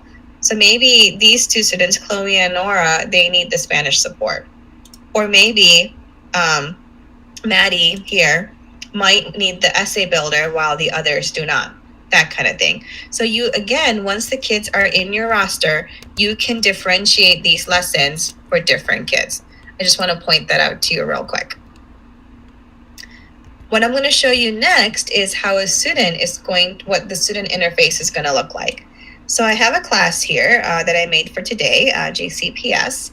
I have one student in here for right now, and it's a mock fake student. That's me. And I just want to point out the class code here. Our class code is WEFMS. I'm going to copy that real quick. So here's the class. My assignment is this lesson on Harriet Tubman, a fantastic lesson, another one of my favorites. I'm going to log out now, and I'm going to log back in as a kid and show you what that's going to look like. So I'm going to use a mock student account with the actual password. Now remember, your students would not have to type in any passwords because they're integrated through Clever. So they would not have to do this, right? But when they go through Clever, they are going to see this page. This is the first thing your kids will see when they log in through Clever. So as Russ said earlier, you want to communicate that class code to your students in Google Classrooms with the stream, or maybe you walk them through this live the first time, up to you. So what the kids would do at this point is they would put that class code in, and then they're going to select join class. And that's it. They're done. They never, ever, ever have to do that again. You're probably going, well, if they never, ever, ever have to do that, how come it still says ready to join my class? Well, that's there in case they're also doing DBQs for ELA, or maybe they're working with a different teacher with an intervention group, that kind of thing. So if they need to join another class, they have the ability to be in multiple classes at once. So the student sees their class name, and then they see their assignment. They click on view. And again, just like what we saw earlier, it's the same exact thing, ladies and gentlemen, that we've been looking at for the last hour and a half, right? They navigate the same way. They have the audio. Whatever I turned on for them, it's there. I didn't put any instructor markups on this, but if they were, they would be here also. So let's say as this kid, I highlight this section in green. Just going to highlight it really, really fast, okay? And as the teacher, I want to know if they're working. I can see what they're doing in real time. So let me log out as the student again, real quick. I'm going to log back in as me into my teacher account. Let me go back to my class. So notice when I set up an assignment, every assignment has a manage button. When I click on manage, I see the kids who are in that class, right? It's the same. Hold on, let me actually show you with the real kids. It's the same thing, right? I see all my kiddos that's in the class. I'm going to show you a video in just a minute to show this part in a little bit more of a clearer way. But when you click on manage, you have the student's unit, like everything but the essay, and you can view their essay. So I love this because I truly, truly believe proximity is a vital management tool. But when they're in remote, we all of a sudden lose that tool, right? But when I click on view unit, I can see what this particular student is doing or not doing. So when I go at the background essay, well, there's that highlighted work that I just did, right? So if your kids are working, again, in breakout rooms, or they're working, for you on their own during a live session, you model something and you say, okay, now go do, you can go and peek and see what they're doing while you're waiting, because you might need, some of these kids might need that feedback. They might need someone to just kind of check to make sure they're on the right page. And you as the teacher, you can give them fast feedback through a quick sticker.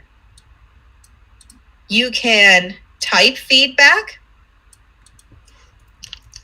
Whatever you want to say, make sure you highlight paragraph 2. Whatever you want to say, you can use the little feedback stickers or the feedback post-its. We've also have custom comments that we've preloaded that you can also preload, that you can add to, and that way you can also add comments real fast too. Because I know as an educator, I sometimes say the same thing over and over and over again. Like if I had $1 for every time I say, source your document or where's your citation, I probably could be retired in some really tropical island by now, right? So anything you feel like you say over and over, you can preload into your custom comments just to make your life easier. And then we have this little floating toolbar. You can mark this kid off. This is just an organizational tool, and you can move on to the next kid, right? And so on. So as the student, I'm going to log back out and log back in as that trial student. I can remember what I logged in with. I think that was it. Okay. And as the student, there's that feedback right then and there. So again, really, really powerful way for you to communicate feedback, anything like that with your kids while they're working with you synchronously or asynchronously. With that in mind, I want to just make sure, just to remind you, that we looked at 4 tools today, and these are the 4 tools that I highly, highly, highly recommend when you are that you really use quite a bit when you're teaching remotely to help you with DBQ implementation. Use that customized tool to shorten your assignments up, right? Maybe the first time they log in, they do just a very quick activity, or the first DBQ they just look at a couple of sources. So customize. Use that audio. Provide additional directions, hints, all that through the instructor markup tool. And use that manage button to provide feedback to your kids in a timely fashion, but also just to make sure they know that you're there. Sometimes that's, again, really important, not in a threatening way, but to know that their teacher is there, they're watching, they're there to help, that kind of thing. So again, that is the manage button on your teacher assignment dashboard. So every assignment that you create, there is a manage button. As I mentioned, that manage button also allows you to look at the student essay, and there are some custom comments again. So what I'm going to do, I've been talking for a little while. I'm going to show you a quick clip. This will be one of the last videos I show you on what this manage button looks like if you are doing the essay as well. Hey there. In this video, Rebecca and I are going to demonstrate how to use our dynamic interactive feedback tools. Whether you're home grading, working in a distance learning situation, or you're in class, we think they'll be a big help. Okay, so to start, you'll see we have two kinds of feedback: unit feedback and essay feedback. The unit feedback focuses on students' work leading up to, but not including the essay. Their reading of the background essay, their document analyses, their bucketing and chicken footing, and their outlining. The essay feedback button only views and allows you to comment on the final essay. You'll see that we've preloaded a bunch of comments. You can remove these, you can edit and rewrite them, or you can add and save your own comments. This way, you don't have to retype the same comment every time it arises. We've also preloaded stickers. When your students have completed a step and you're ready to provide feedback, go to your class. Find the assignment and click on Manage. That puts you in the Manage page. You'll see the assignment title, the number of students, and down here, each student listed individually. For her Texas history class, Ms. Beltran has assigned a unit on Sam Houston. Right away, she wants to see how well her students understand the background essay and the driving question that they'll be answering. She starts with her student Ani, clicking on View Unit and then the background essay page.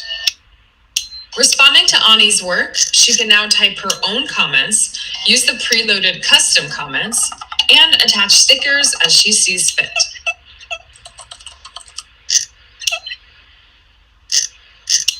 When Ms. Beltran is ready to move on to another student, she clicks on Next Student here, or by clicking on a particular student. Either way, she is taken to the same page in the next student's unit. In this way, a teacher can give feedback and view every student's background essay pages, for example, or their document A analysis. This is especially helpful if a teacher is assessing a particular skill like map reading or dealing with point of view and sourcing. On the student's end, Ani can click View and see if her teacher has provided feedback. She cannot delete or even move Ms. Beltran's comments, but she can turn off her teacher's feedback and then turn it back on again. So for Ani and all of her students, Ms. Beltran can provide feedback throughout the unit with the background essay and the document analyses.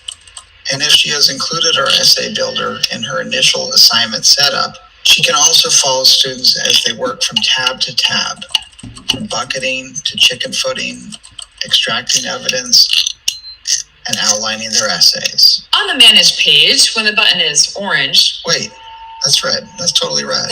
Anyway, when it's not blue, it means a student or students have turned in their essay draft. Clicking on it, she scrolls down and sees who has submitted a draft and when. This empty blue circle here indicates that their essays need feedback. When she clicks on the orange View Essay button, she is automatically in essay feedback mode. The commenting tools on the essay are a bit different from the rest of the unit. To add a comment, Ms. Beltran first has to select a passage, a word, a phrase, a sentence, a paragraph.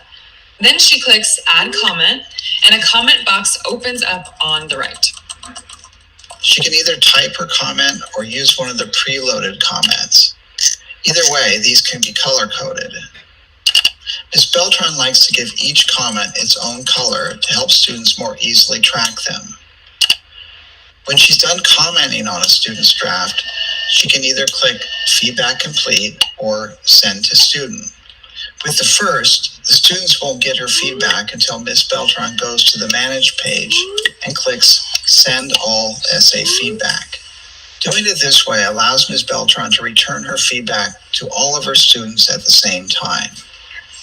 Down here, she can see whether and when she has provided feedback. This allows her to collect a student's essay. This, that a student needs feedback. And this, that feedback has been given. These get updated with each round of revisions and feedback. Up here, she can export all of the essays, letting her grade them in Canvas, Schoology, Google Classroom, or whatever learning platform her school uses. With this, she can collect all the essays at one time. Here, she can send all essay feedback at once. And right here, she can close the assignment, which turns off the ability for students to be able to send more essays. To reopen the assignment, she can still click Open next to each student's name. Let's take a look at another student's essay. This is Sophie's first draft, and Ms. Beltran wants to give her feedback so Sophie can make revisions before submitting the essay for her final grade. After highlighting a word or passage, Ms. Beltran clicks Add Comment, using our preloaded comments or simply typing something here. When she finishes giving Sophie feedback, she clicks here or here and moves on to another student. But let's say Ms. Beltran wants Sophie to go back and give the document a closer look. To do that, she goes down here to the taskbar and clicks on Unit Feedback. After adding a comment, she can easily return to the essay. A couple things to note. After you've sent feedback and you're waiting for a student to revise her essay, you're not going to be able to add comments to the prior version. When you try to highlight a section, like I'm doing here, no comment box appears. You have to wait for the student to revise her essay and then click over to version 2. And here you can make comments. The second thing to note is that whatever version you're in, or even if you're in the rubric, clicking on a student's name here in the floating drop-down box doesn't mean or do anything. This is just a checklist. However, you can use this list to scroll down and click over to another student.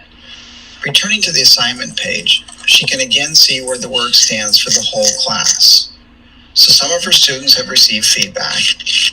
For others, Ms. Beltran has provided feedback but not sent it, so she clicks here and those blue buttons turn orange. If she hasn't given a student feedback, maybe she has forgotten or the student has been absent, she'll see this empty circle. On Sophie's end, so I'm going to go ahead and stop it there. This is one video, again, that you'll have access to on our online platform in the PD's video section.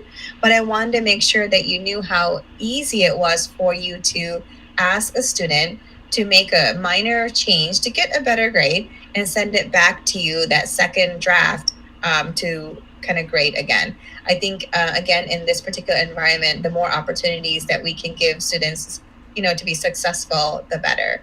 And what's really nice is they don't have to retype their essay or redo everything. They just fix that one section and send it right back to you for a second round of grading.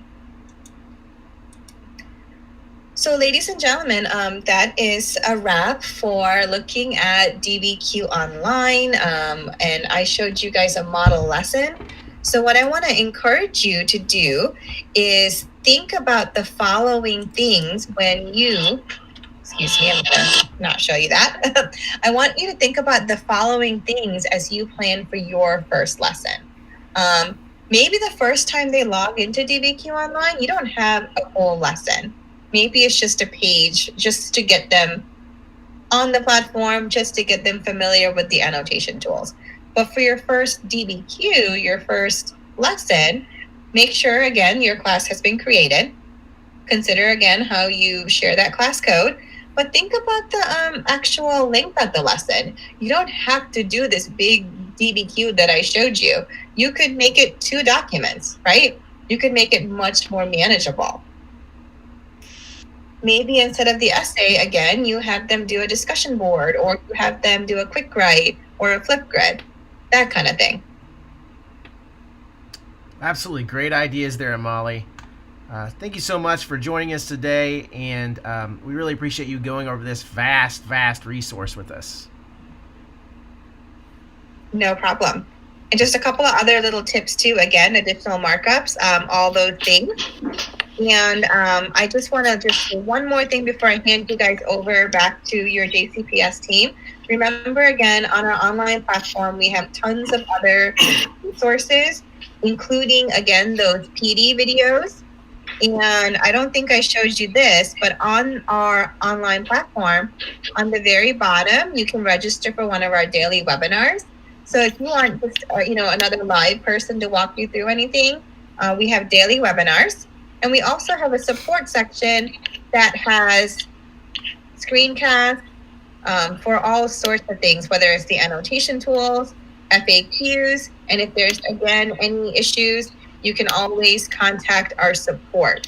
But I want to mention again that our direct email to our IT team is support@DBQ Project as well. Excellent. All right. Does anybody have anything else before we talk about what's coming up next on the channel?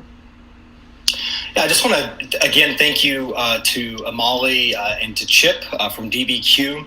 I know Chip's not here, but he's been supporting on the back end of this. Once again, I think that the biggest thing that's going to come from our virtual understanding is how do we go about doing something now that will help us return to the brick and mortar setting as well, right? If we can do something in both settings, then that's going to prepare us for whatever might come in the future. DBQ Project is one of those features that provides a virtual option as well as a binder option. And we've been fortunate enough to be able to provide through Title I and Title II monies, DBQ binders to the majority of folks. And there's not many products out there that I really endorse in a way because it so oftentimes misses the mark when it comes to inquiry. DBQ is one of those. And so I would say this is one that we're going to lean into on the district level, that we recommend on a school by school level that you guys lean into too as well. So thank you very much for Molly, and please, Rebecca, take it away because you're going to be talking about next steps for us when it comes to the PD. Yeah, thanks, Ryan. First of all, thank you to Molly and the great support that she's been able to give us and that she is going to be giving us. So we've got some great things coming up. We're going to be publishing those on our upcoming PD page and sharing those out in our newsletter. So if you haven't registered for that, please go to our website to register for the newsletter and check out the section of the upcoming PD page as well. We're going to be working on setting up some dates and times for future professional learning to dig into the 6-step method a lot more and to see how it can help support inquiry and building those student skills, as well as providing some office hours as we get into this, as we use these, that they can that teachers can come and ask questions and just kind of have some thought partners to help implement DBQ. So we're looking forward to seeing teachers and using this platform to help advance the skills and move students towards inquiry and argumentation. All right, excellent. Well, thank you guys for joining us today. Let's take a look at our schedule. This afternoon, we have the middle school science Savas episode. So that's coming up at 12:30, and that's with Jackie Walton, Lacey Eccles, Charlotte Ivy, Jim Unger, and Kelly Pasruck. All right, so excellent. We'll see you next time, and hopefully at 12:30. So bye, guys. Thank you. See ya.